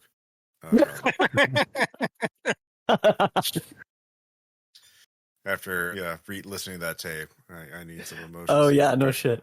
Yeah. He comes out. All right. So we know that has some extreme coping methods. That's correct. An addictive personality. We also know that Julian puts on and takes off masks socially as easy as he breathes. And what can you put together from all of this information? Are you suggesting that he's playing the organization to get closer to the information for his own reasons? It's a possibility. I mean, but again, like, this isn't really something that we should be dealing with hashing out here. But Then where? I don't know, not in whatever this camp. I mean, Jennifer is like kind of frustrated that she didn't like think through all the way about her teammates with the initial "God be with you" briefing materials case that she got. So then what you're suggesting is you'd like to take your time to process the information. Is that right, Sloth? And you know that she says Sloth instead of trying to say Jennifer. What? Roll against helplessness? This is Again? making some compelling points that don't feel good. Sorry. Sorry, not sorry. Oh, that's a fail. All right, take one. This job is infinitely worse than you thought it was. And as terrified as you are of JöRMUNGANDR, she is weirdly trying to prepare you for it. So I think that's my third helplessness tick. Yay! Oh, Hey, you're adapted to helplessness. Yay! Yay, I'm doing my job. You're becoming a better agent. I believe that means, doesn't that like permanently lower one of your stats? Yeah, I think that happens after the operation, though. So Yeah, we'll have to think about that later. Yeah, just remember that, and I can look up the mechanics. But it's like a hit to relationships or to bonds and charisma. JöRMUNGANDR has completely altered the way you think about other people and how you relate to them. Yeah, and paranoid about their what is it? Their ulterior motives.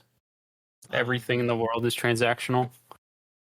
So are you headed back to the office then to meet up with Julian? Yeah, I think this is, unless I got pulled aside to have this conversation away from the office, I assume this is all playing out No, on the I walk think it was back. a walk and talk.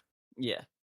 Yeah, so you get to the office, Julian comes out of the bathroom, and he looks nice. Yeah, I found the Anything- payload here. They recorded the sessions, and they also found out where this they were doing research on the text, but the real I also found the calls recording device. So he was trying to reach his Carter and unable to, but so Carter got those messages, or got the voicemails at least. But yeah, I show him the box of tapes, and be like, well, you don't want to listen to that one, but that's the end product of this whole project, I think. And these are the recordings of what happens in the torture room. yes, but what does it produce? The kids start saying names. Names. Yeah, they start talking, and it's phonetic. Something, whatever the headman did to this area affects the names that they say, and I think that's the real safety precaution here, because some of the names that these kids say have power. I see. So I could tell it was being affected by the. So I'm glad I didn't hear the actual name. It worked on that. The headman's magic, whatever you want to call it. Yeah. Do you also bring up the research you found into Alfonso? Well, I mentioned that. Yeah, they're looking into the source texts. Okay. Yeah. JöRMUNGANDR, you can roll in ×5. I make that to 67, I think. Oh no, I don't. I have a 60 intelligence. Okay. So you feel like you have all of the knowledge that you're. Yeah, can I figure like yeah. with an occult, would an occult or unnatural let me put Yeah, it together? yeah, That's what I was gonna see if I could do. So just based on everything that we've heard name dropped so far, like the Gematria, their obsession with fucking, they're Christian fucking crusaders. They have healing the sick. They have all of this shit. Probably, and they're looking for names, specifically names of power. Historically, God had names of power. God's name was powerful. So that is a 19 under 30.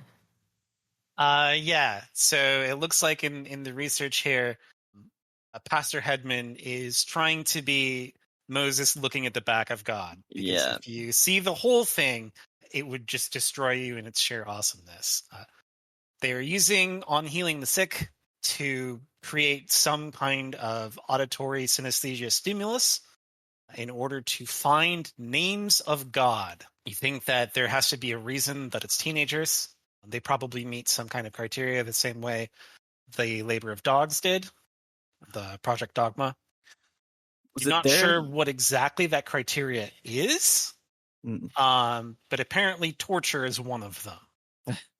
A transitional period in life, a betweenness of being a child and an adult. It's like And when old you enough to think know about better. this, combined with the information from Alfonso and the information you have about the information egg, you know that On Healing the Sick was originally intended to produce healing amulets. Like that was it was original thesis, more or less, right? From the text Yeah. it was translated from, and they used it to produce nightingales, which was technically the same thing. In this version, they have used it to find names of God. And wouldn't you know it, those are two of the major categories of the books of Raziel. It's possible that if you could work backwards, you might be able to construct more of the book of Raziel only using On Healing the Sick. I see. So the book On Healing the Sick is the information egg for okay. Okay, yeah, that's why it changes for every person. And he's been sending Carter Renault this information. Well, he's been sending the Bloody Jester this information. Mm-hmm. So then this begs the question, how do we proceed? We have names of God, things of great power. Would it be possible then? Perhaps we should have this discussion with the possessed. Clearly she was able to utilize them somehow. Give me the walkie-talkie. Yeah, I'll hand over the walkie-talkie back to. Or Have we whoever heard had any it. gunfire or anything in the distance? Nope. Okay. Have we heard Yeah. anything out of the walkie-talkie this whole time? Nope. Well, that's encouraging. I'm gonna make a call back. Well, we to the didn't hear handler and anything from update the her. first patrol that got wiped out, so yeah, I guess we wouldn't hear it from the second either. What are you doing? I've stopped asking if you want odds or evens. You always say odds, so I've been rolling it already. I'm gonna try and call the handler again on the line. Update her. Again, doesn't answer. Goes straight to voicemail. How am I gonna coach this? Okay. I don't know. The main things I want to tell her is like we found the source. We've figured out the nature of the complication. This is connected to what is it? This is connected to the previous operation. It's the same players. Obviously, she probably knew that when she sent us in, but And told us it's not connected? yeah, possible leak in CIA assets or something. This is an offshoot of MK Ultra, so the original talent or information or whatever. The classified stuff Yeah. is they had to get their hands on it somehow. You assume then- it just wasn't the CIA proper. Even if it is, right? They've got enough irons in the fire and they won't mind one going out. I'll turn the walkie-talkie to channel 14 and, send whatever you do. I'll push the button to talk. I forgot the words. All right. We've gathered some names. I assume you have more use for them than we do. I'd like to meet again, and, if possible, with the possessed. We'll meet at the same place. God damn it! Got to walk all the way out there. It's good for you. Can we check on the guy before we leave? Yeah, definitely. Sure. How's he doing? Is he still there? He's in the process of attempting to remove his restraints. Well, tighten them, obviously. Yeah. Actually, tighten them, but like remove the gag and the sound, the headphones, and say the rest of them went out to go check on the construction site, and we haven't heard from them in a while. So, and we did nothing to stop them either. But so it's going to be rapidly just us and the possessed. And if you want to make it out of here, we need something to negotiate with your survival. So if you can give us something to give us leverage is like how you fucking did this name thing. Because we found out about the egg. And, It was all. So it's the Chief and Steven, all right? They have some kind of thing that they need Project Fairlight for, and I don't ask about it because I'm not paid enough to. I'm more than happy enough to collect my little paychecks and my little pensions from the good people of Sandpoint. So I don't really know all that they're into, but like I said, I have the transmission and decoding equipment like in my basement. Like, I take it you found the tapes? Yeah. Okay, well, if you want to know what's on them without dying, okay, you're going to need the stuff that I have. Yeah. So that gives us leverage with us, but not with the possessed. And the possessed is on their way here, I would imagine. I can't fucking do anything about that, okay? Like, her sister's dead. Her sister's the one that's, yeah. Well, that's complicated, right? But your thing about the names, that's different. How'd you do that? It's just a simple, like, ritual thing, okay? There's some rumors about this particular land that go back a while, and so I drew a circle, I lit some candles, I summoned a man, and I talked to him, and I asked him for a favor. Was he all in black? Yeah, how'd you know? Okay. So that's how that works. Did he say how you could end the effect? I mean, yeah, I can end it whenever I want to. Okay. Is that also how you got your little safety net in place? No, I learned how to do that. The chief taught me it. It's apparently a modification of something he uses somewhere else. I don't really. Okay.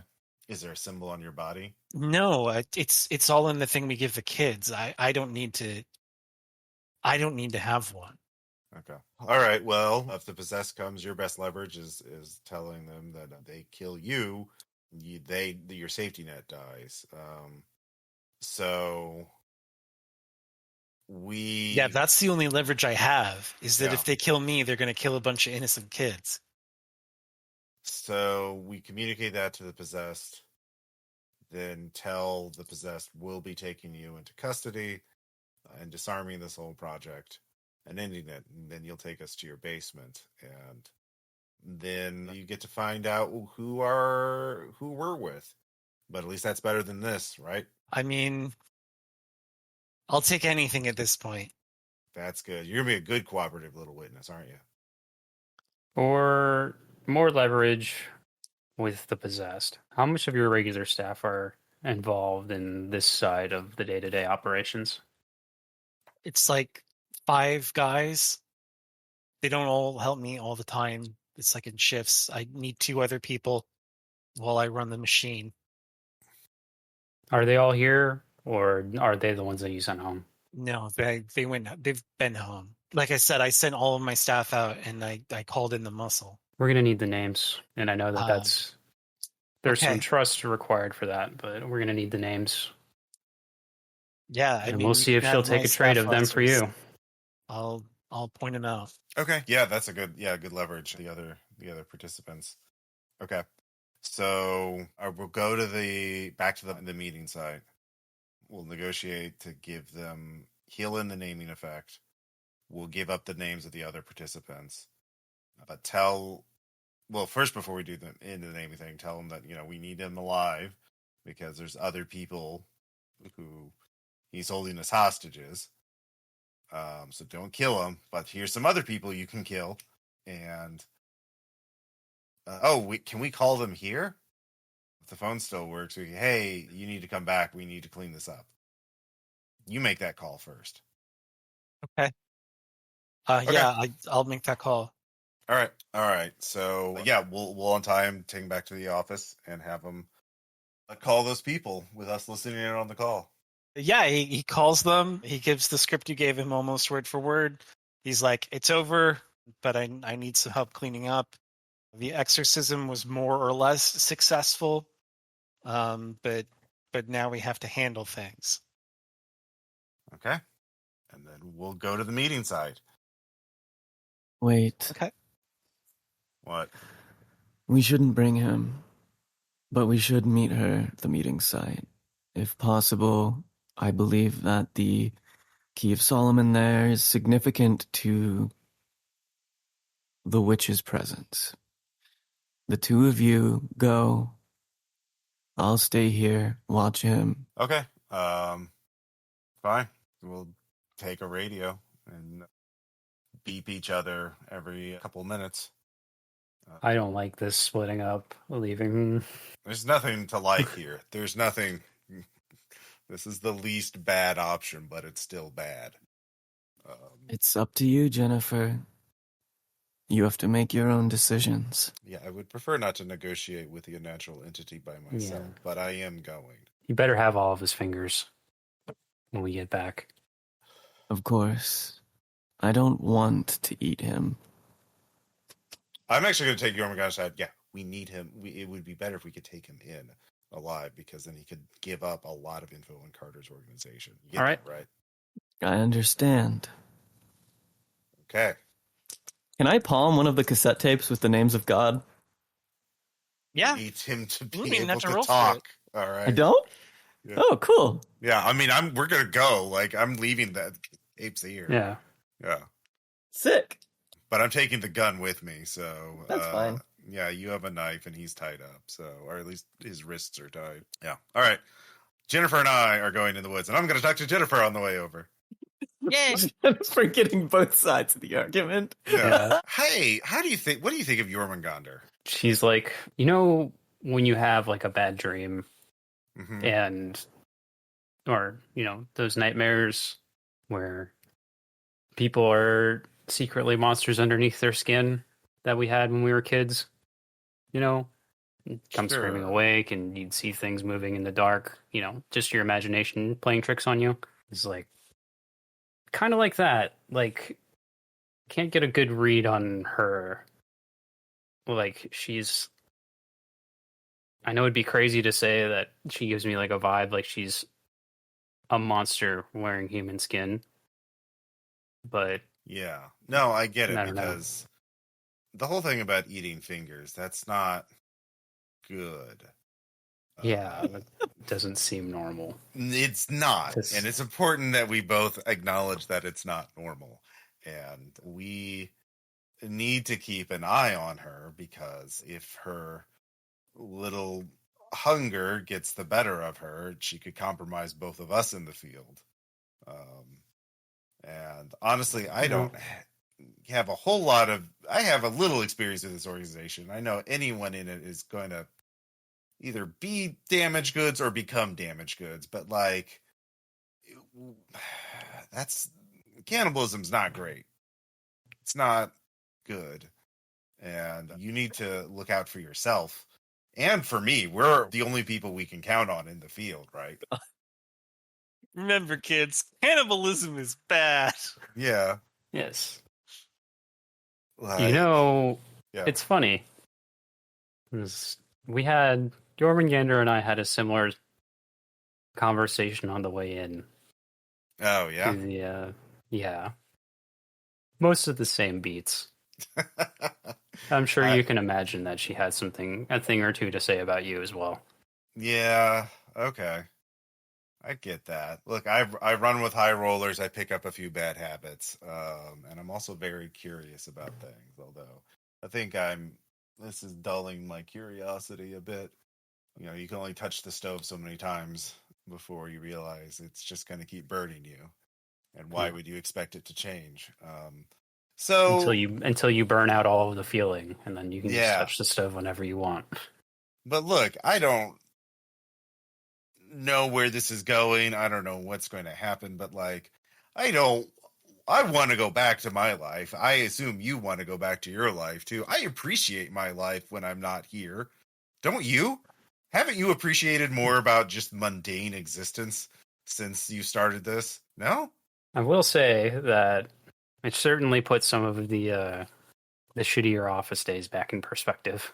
Exactly.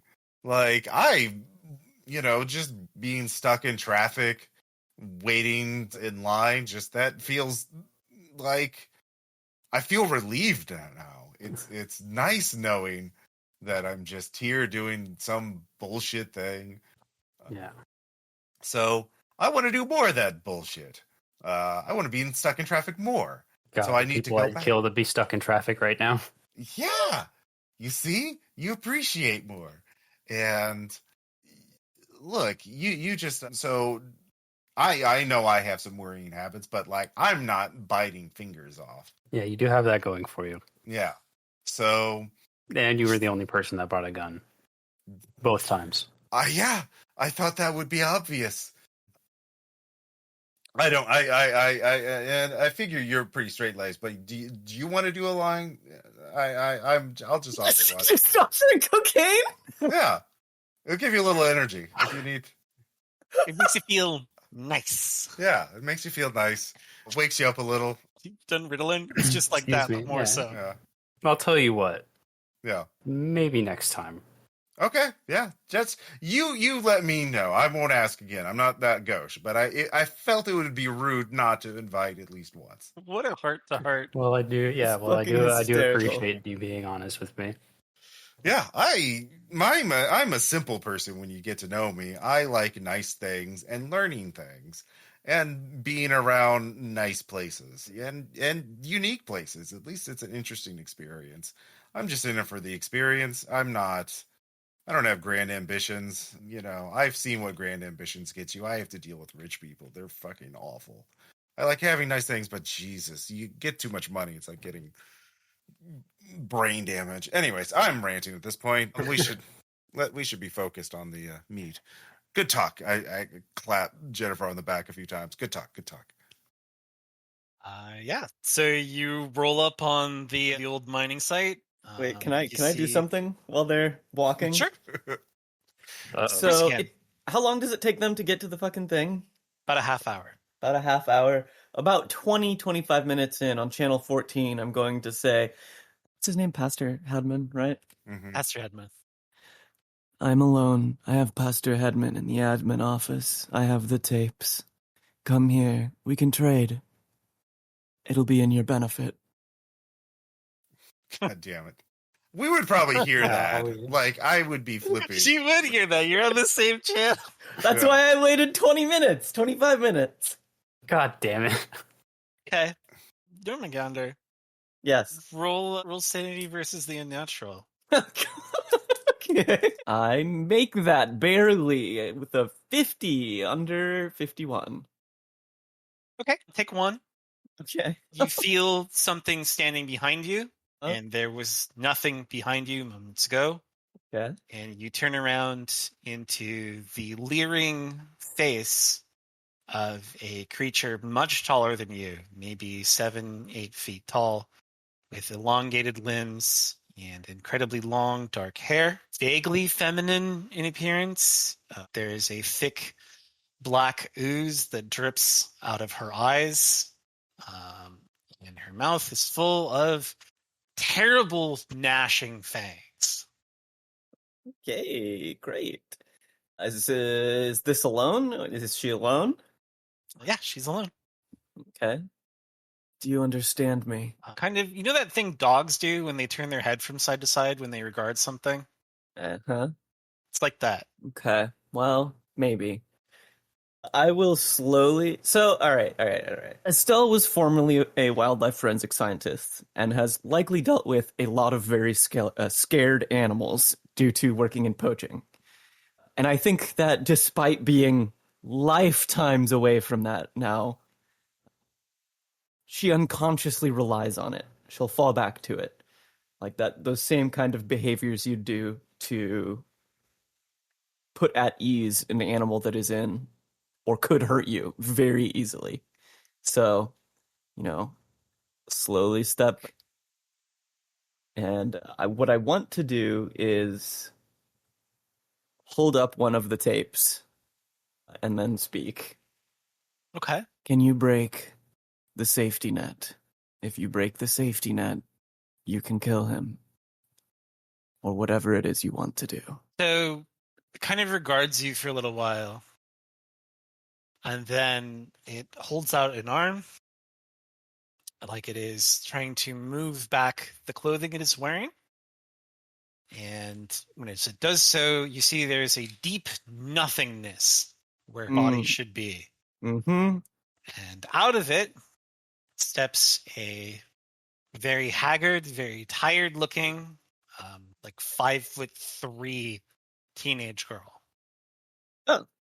Okay. I Is that will. the possessed? I assume so. I slowly offer the tape to her and say, I assume you're the possessed. That would be me, yeah. Are you capable of breaking his safety net? Yeah, as soon as he turns off the naming ban. Then you need the naming ban ended first. Yeah. Are you that capable? why you called me out here? I was hoping that you'd be able to break the naming ban on your own, given we have these names, supposedly, of God. You want me to say names out loud when I can't say names out loud? They hold power still. They do, if you can say them out loud. Are you capable of making him suffer without physically hurting him? I mean, as much as anyone is. I see. Look, I can show you. I can demonstrate to you a name of God right now. Would you like me to? Will it improve the situation? She shrugs. Oh, okay. Actually, that's perfect. You've given me an idea, in fact. what's his face is still here, right? I assume. Yeah. Is he like, We're you gonna know, free? tap back over All right right, now yeah. to the other group. So, you heard that conversation. And then about a minute later, you see the tall girl sprinting at you. Yep. Look, I had no idea. Look, let's just fucking go. Yeah, I'm just running back towards the... Yeah, she just points, we gotta go. Yeah. Yeah, Jennifer's hauling ass back. Yeah, I will yell. Yeah, tell the tall girl if the headman dies, all those fucking people in the hospital. I don't know what the fuck's gonna happen to them. Fuck. Yeah, he dies. The kids are fucked. Yep. Jormungandr. I'm just on the radio. It's like Jormungandr. Fucking, you can't let him die. The people at the hospital. You fuck. God damn it. Yeah, I just keep running. Jormungandr, what are we doing? So his safety net, does it transfer psychic damage as well? No, I mean, to a certain degree. Less so than physical damage. Yeah, I mean that's what it's intended to do is to filter out psychic damage. I see. Harmlessly. Yeah, it just gives you like bad dreams and stuff. Wonderful. So, how many names of God do you know? I know just the one. I see. Headman, I assume you know what I'm thinking. We have a library of names here that, though we can't speak them, still hold power. We could strap you to the machine and start running them through your head. You won't die, most likely. It'll hurt. Your mind will splinter. There won't be anything left of you. Or you can just end. If you end the naming restriction, then I'll spare you from that, and you can try and reason your way out of this. I will end the ban if you promise not to let her kill me. I promise. Like I said, that will be very bad for those kids in the hospital. Of course. She did say she could break his safety net once the naming ban is done. Ban is done, right? Yeah, but you don't know if she can or not. Okay. Yeah, so he chants the ending phrase to the ritual. He says, "Our blood is the blood of God, and to his arms we return. Our blood is the blood of God, and to his arms we return." We've, heard something like that before. And yeah, the strange effects of the camp are gone. Everything comes back into focus. There's no strange discoloration to everything. Everything doesn't seem so saturated anymore. It's just completely normal, which is concerning to those of you still in the woods, sprinting all out towards the camp. Yeah. Fuck. God. Yeah. Jormungandr, you get to pick one thing you want to do. What do you want to do? This is like turn order. Boy, okay. I want to cover the mouth of the girl of the... Do we know her real name now? I mean, we've been saying the possessed, but does that information, translate into her real name? You are now aware that her name is Miranda Graham. All right. Okay, yeah. I want to put my hand over the mouth of Miranda Graham and say, think before you act. You can kill the man. I have no problem with that. But there are countless children that would die if he dies. If you can spare their life, then you can do whatever you want. If not, give us time to untangle him. Do you understand? Okay. Thank you. So the people sprinting back towards the camp, you arrive vaguely around this time, and you also see about 5 staff members. They look kind of young-ish guys. Just pull out of the parking garage, or the parking lot rather, and they're headed towards the office. Mm-hmm. All right, I'm going to hang back if they don't notice me and be like, oh shit. I don't want to get bit. Yeah. I don't have to explain myself to them. This is just going to turn into a shit show. So I am going to, get some cover. I'm gonna assume that. Do I notice that as I'm running that Julian has stopped? Are you stopping me? Yeah, I would try to stop you. Be like, whoa, Okay. yeah, and try and stop the tall girl as well. And be like, What are you doing? We have to get in there. those are the guys that were part of the whole torture thing. And Yeah, of course I know that. If we Yeah. don't go in there and stop her, she's gonna fucking eviscerate them. yeah, we kind of need to clean this up. If we were going to make a deal with her that, yeah. So we, It's not like I'm saying those guys need to live. It's just like, yeah. if you kill somebody, like, you know? My name is, I'm going to say Julian. Oh, hi, Yeah. Hi. Julian. I think our colleague there just made her own deal. So we're going to have to see how this plays out and be ready to back her up, I guess. But like, I don't know I don't want to be in there when they meet her. Do you? I mean, I guess. Yeah, this is a fucked up situation, but we all we could do. Yeah. So I'm gonna. Yeah, I don't want to get. Just let this happen. Yeah, damn it. I don't want to get between the monster seeking revenge and the people she's wanting to get revenge on.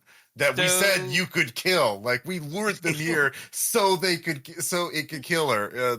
So yeah. So the door opens. JöRMUNGANDR. You see some dudes file in. You have a moment to act. What do you want to do? I cover Hedman's mouth because I assume he also knows names. Okay. He screams into your hand, as in the next few seconds, the enormous figure that would be behind you is now in front of you, herring through the 5 men as they walk into the office, and they become a fine shredded mist before they even fully understand what has happened to them. Is that So who unnatural? witnessed that? Can we see that from where we're Roll. perched outside? Oh yeah, you were watching them go in. All right. Yeah, that's fair. I assume that's unnatural and not violence. Yeah. I mean, it is violence, but it's also. Yeah. I actually made that. I fail. Yeah, I failed. It's 1 if you make it, 1d4 if you fail. How long has You it been watched since a I bunch took of my people big get helplessness? blended. Sorry, what? It's a 2. How long has it been since my big helplessness break? Probably more than an hour, right? A little more than an hour, yeah. You know what? I'm gonna project that. There you go. 'Cause Who are we projecting it on? I've been through a lot today. Yep. I'm gonna project it onto my best friend Mike. Damn it, Mike. Yeah. If you hadn't, So you have to. What is it? You pass the sand test, right? And then and then you roll a die. I don't remember if it's 1d4 or 1d6, but you lose the same amount of points on the bond, and it blocks that much sanity damage. And willpower. Yeah. Oh, exactly what I needed. Cool. So I lose 2 off the bond. Oh, I actually looked up adapted Well, helplessness. I was thinking it has different mechanics. You always succeed sand checks for helplessness. That's the good side. So, but I mean, obviously you can still lose it if it's like a 1d4 or whatever. But you also lose 1d6 power permanently. Oh, that just wrecks my max sand. Yeah. Okay. Should we apply that at the end or? I mean, Yeah, I would we'll do do it that at at the the end. Yeah. Okay. Because you have to have time to think about Yeah, it. once the adrenaline wears off, basically. Once it sinks in, Yeah. what my life has become. Yeah, so you still have a showdown. You have a guy that can't die but is dying, and you have a Mhm. girl that wants to kill him. Okay. You can't think of it on your own. You can roll to get an idea. Can I walkie-talkie on the channel that we talk on? Sure. Yeah. Okay. Julian, I assume you're listening. Yeah, I'm just I assume- outside. Then you've seen how things have progressed. Yeah. Is I he want you still to- alive? Of course he's still alive. Okay. We're gonna come in now. And if I'd appreciate it if you'd bring your copy of On Healing the Sick. I don't have it. It's they're all in the boxes. In the admin building. Yeah, They're in a box in the I thought you admin moved him to the office. car. Oh yeah, it's a box in the admin building. Yeah, because I didn't have time. Okay. All right. I will wait for everyone else to get in to explain what I want to do. Yeah. Okay. All right. You have to step over the finely shredded Julian corpses of Yep. the staff That's members. fine. I will pat Claire on the shoulder. What's her name? Miranda? Miranda. Sorry. Yeah, I'll pat Miranda on the shoulder. Okay. I'm just waiting for Julian and Jennifer Yeah, yeah. now. We just Yeah, gingerly Stepped stepping over the over bodies. the confetti. gonna have to burn these fucking clothes again. Can we put the fucking noise canceling headphones on Hedman and blindfold him? All right. Yeah. All right. Good. Here's what I'd like If he to lives, do. this is going to awaken something in him.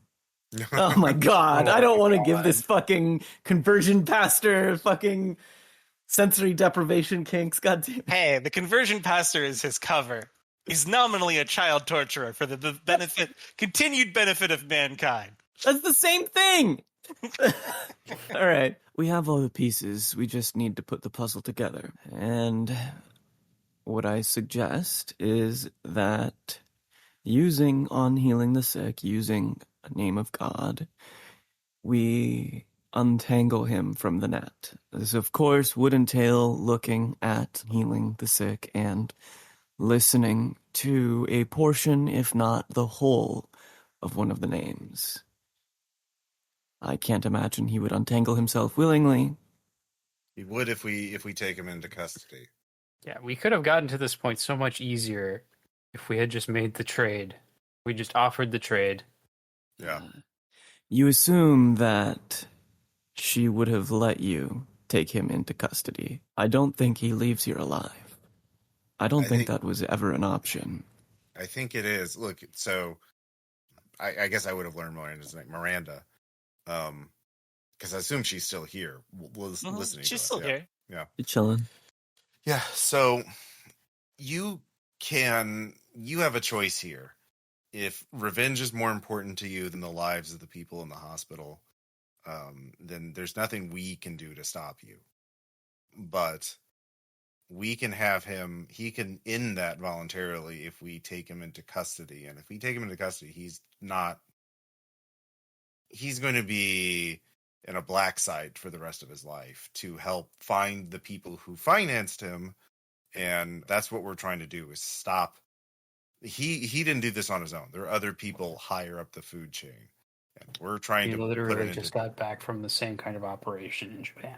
That's what we do. We and the question for you is, like, how much more do you want to dig yourself into this world?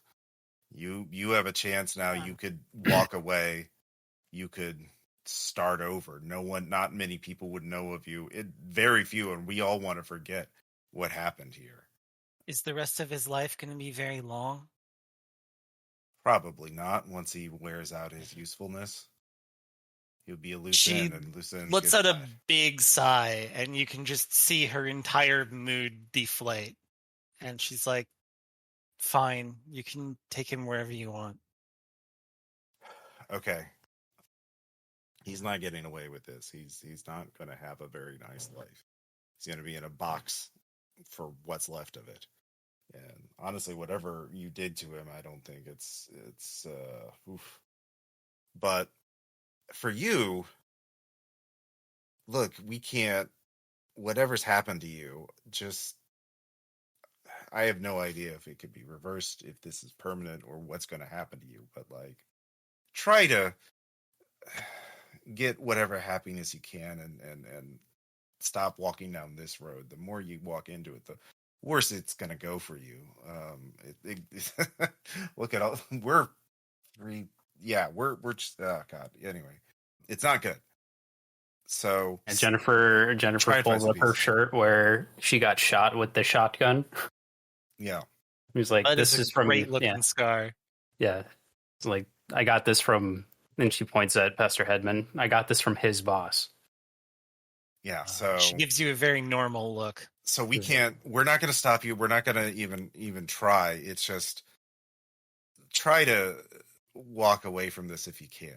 I don't know if that's possible or for what's happened to you is permanent, but if you can find peace, please do, and try to look after yourself. Don't worry about hurting other people. That's what we'll be doing. Okay. She just kind of more or less nods. I she take goes out and, like, all the cash I have in my wallet and I just hand it to her. It's probably a couple $100. Like that's all I have on me, but like, there's other cars. Take your pick. I don't know if you can drive. If not, we can drop you off somewhere. And who would benefit from having a name of God? Oh, what, us? The organization? Well, you, but Yeah. also who's doing research into a similar field. Oh, Perseverance. Oh shit, yeah. Oh, actually, yeah, we do know someone who can help you. Oh, Can shit. take you. Yeah. Let me You give know you her someone phone. with the resources to smuggle you out of the country. Yeah. There is one person, if you want to keep going, Yeah. that might be able to help you. She's someone else we met in this course, but If you decide that there's nothing left for you here, yeah. We'll tell her that, to expect your call or not. I write the number down and give it to her. But yeah. She just kind of collapses into the office chair, and then the tall girl and Player Graham are just hanging out next to her. Okay. Yeah, we'll take him, and I don't know how long you three should probably clear out of here. There's several cars out there. You should take them and get out of here while you can. If you can't drive, we can drive you. But if you don't need to worry about that, we're going to take him and go, and you'll never see us again, hopefully. And I wish you the best. I really do. This is a shitty thing that happened to you, and I'm sorry it did. Yeah, I think they take off then. I think they Yeah. take the keys from somebody and they go grab a car. Okay. So what are we gonna do about the guy that's still dying? Yeah, JöRMUNGANDR, can you patch him up? And we need to get him to his house to find this transcoding shit. Here's the issue: you can't patch him up.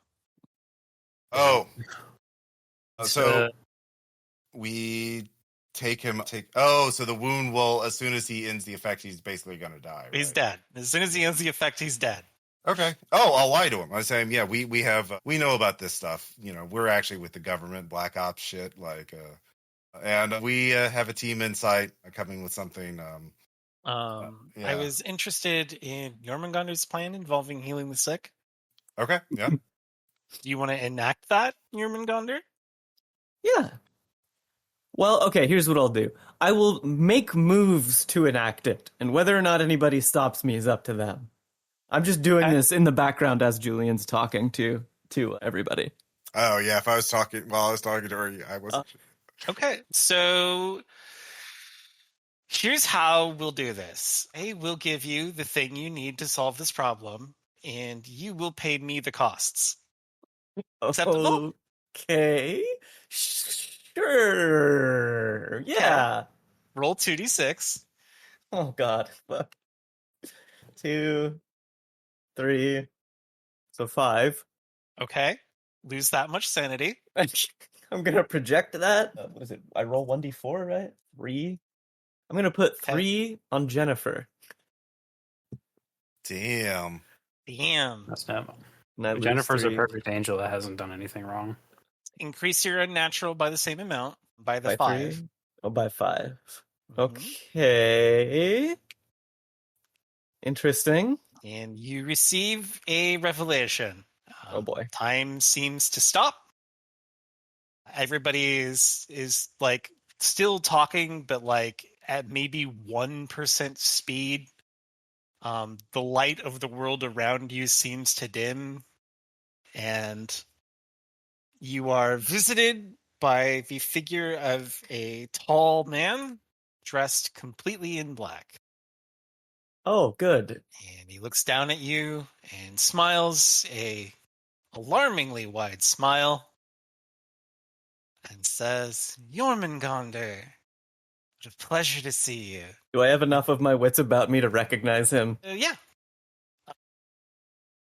So you have a high difficult. You know that in this area there was a group of witches who nominally worshipped a figure dressed entirely in black, provided them various boons in exchange for sacrifices.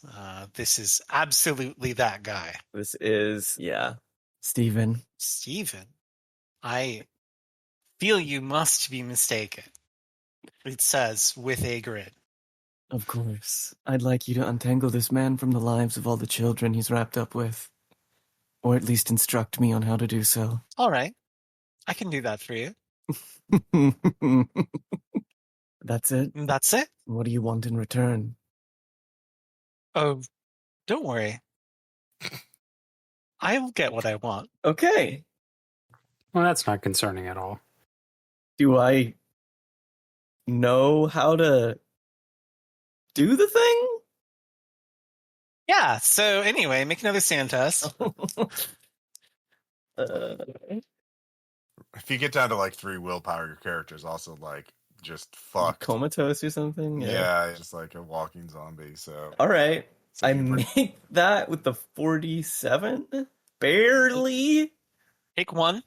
One. Okay. As your brain is overcome with knowledge you did not previously possess, Okay. and you learn a ritual. Oh, nice. Give me just a second here, and I will send it to you. I prepared you for this, Jennifer.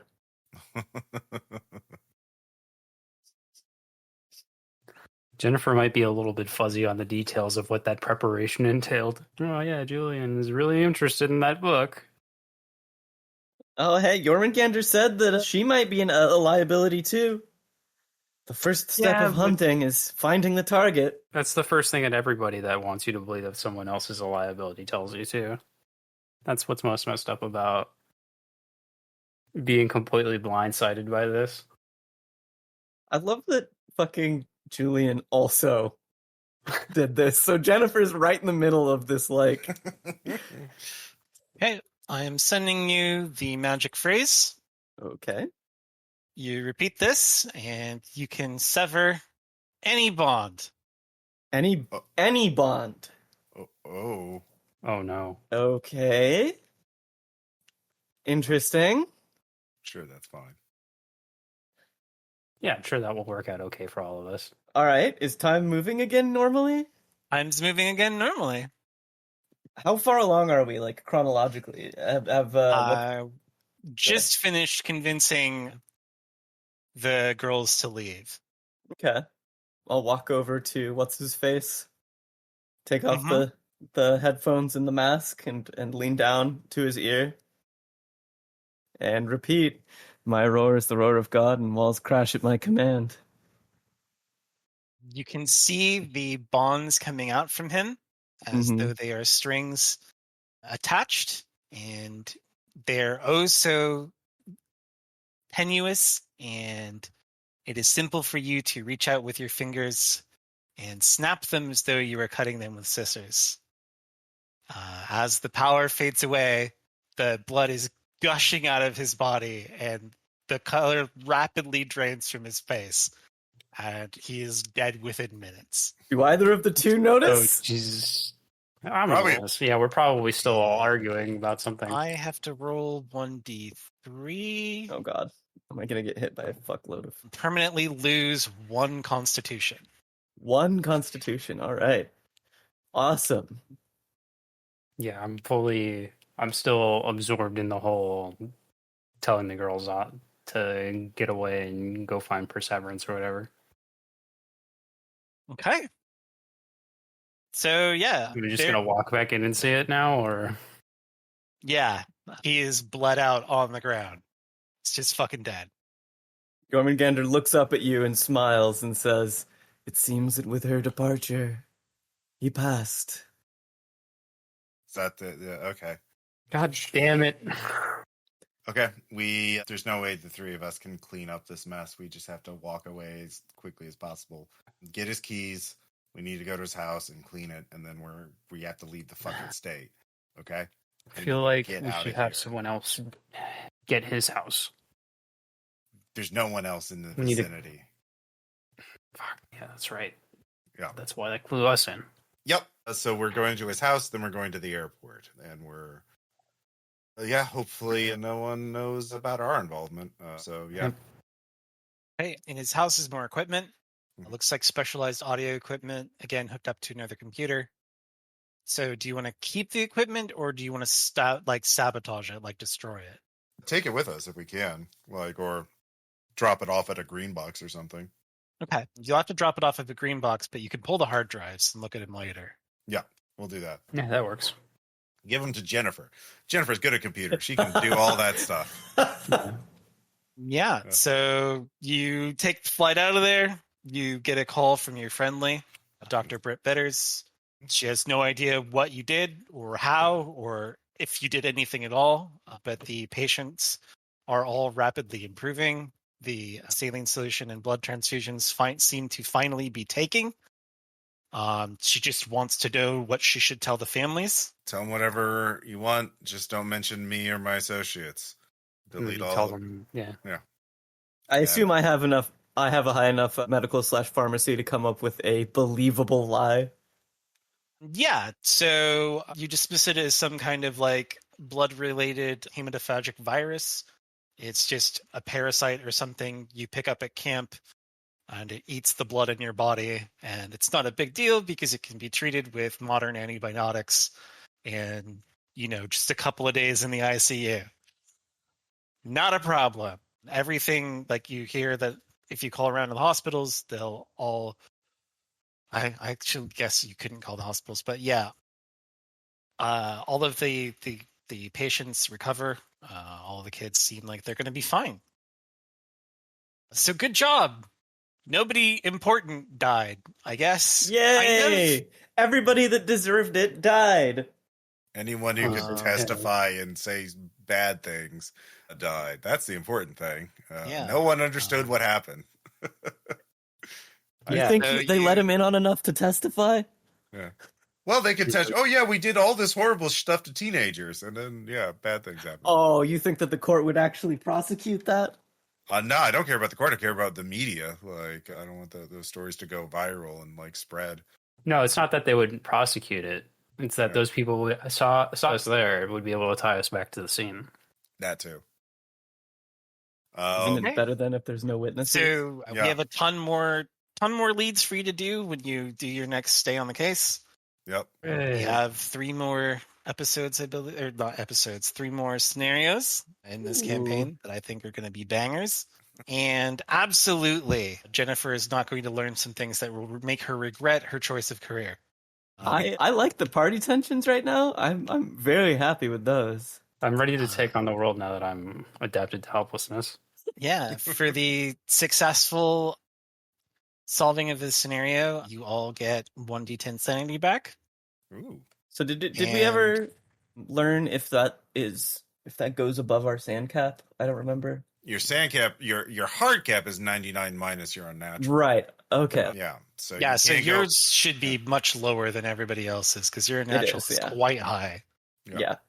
I'm still not close to touching that. Yeah.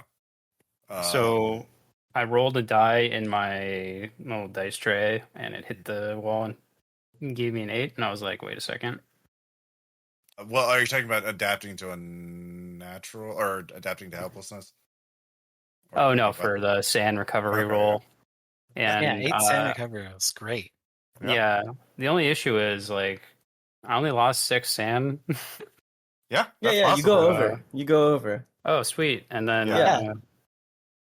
we'll figure Just out. solve the mission without looking at anything. You'll be fine. It was working out really well until someone just decided to corner me and make me feel bad about trusting my team. Listen, I am so happy that not just once, not just twice, but I think 3 times now, I have made other agents lose sanity by talking to them. I do think, Jennifer, because you got adapted to helplessness, I do think you have to roll a sand check to see if you catch a bond with us, because I think you're the only one who does. Yeah, absolutely. Yeah. Yes. Also, by the way, Jormungandr, there's incredible sand hits for threatening or doing anything bad to a bond.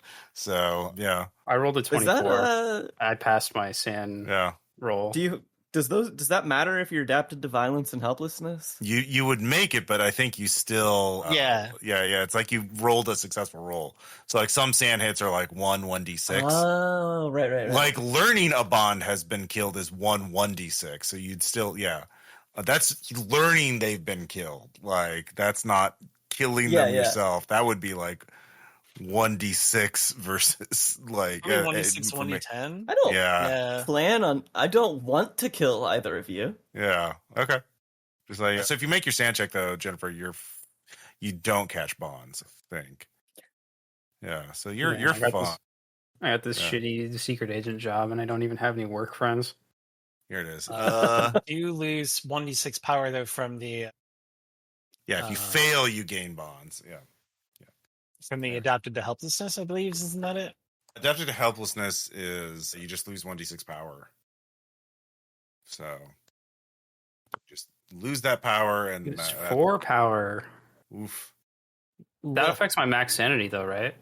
Or does that? The max sanity is only for the start of the game. It's the value you start at. Yeah. Because your max is always 99 minus your skill in unnatural, which for yours should be quite low, like 5 to 10, right? Mm-hmm. I'm sorry, say that again. Your skill in unnatural is 5 or 10 points. Yeah. So your sanity cap is quite high. Let's see here. Yeah, here we go. No, but like, isn't your sanity derived from your power, right? That's your starting at the start of the game. Okay, it's just at the start. Okay. Yeah. So like, losing that power doesn't. No, it doesn't hurt your sanity energy. Yeah. Cool. So my maximum still stays at 70. Yeah, losing the power is its own punishment. Yeah. Yeah, because like resisting unnatural shit is often a power times 5 roll. So as we just saw with JöRMUNGANDR. I'm so happy that I've been how dare you read a magic book, Julian? I'm just going to make this deal with this very nice gentleman over here. It's fine. Hey, listen, JöRMUNGANDR expressly told Jennifer that JöRMUNGANDR is a liability and broken. She just wants to make sure that Jennifer understands that Julian is too. No, Julian's fine. All right, that's Julian's point. Julian just has a little baggage, all right? The wheeling and dealing, cocaine, stealing. I would never steal. My job, I can afford a lot of cocaine, legitimately. I would never stoop to stealing cocaine. That's, Yeah. Was it? What does that mean? I work hard for my cocaine. The friendship ended with JöRMUNGANDR. Agent Julian is my new best friend. Yay! So next scenario, we will start with our home scenes so we can see what all of this projecting looked like. Mm-hmm. And we will move into the next adventure from there. And we have so many things to research, including in an old Castilian king. So it's great having you here. We'll see you all next time. Bye. Bye-bye. Bye.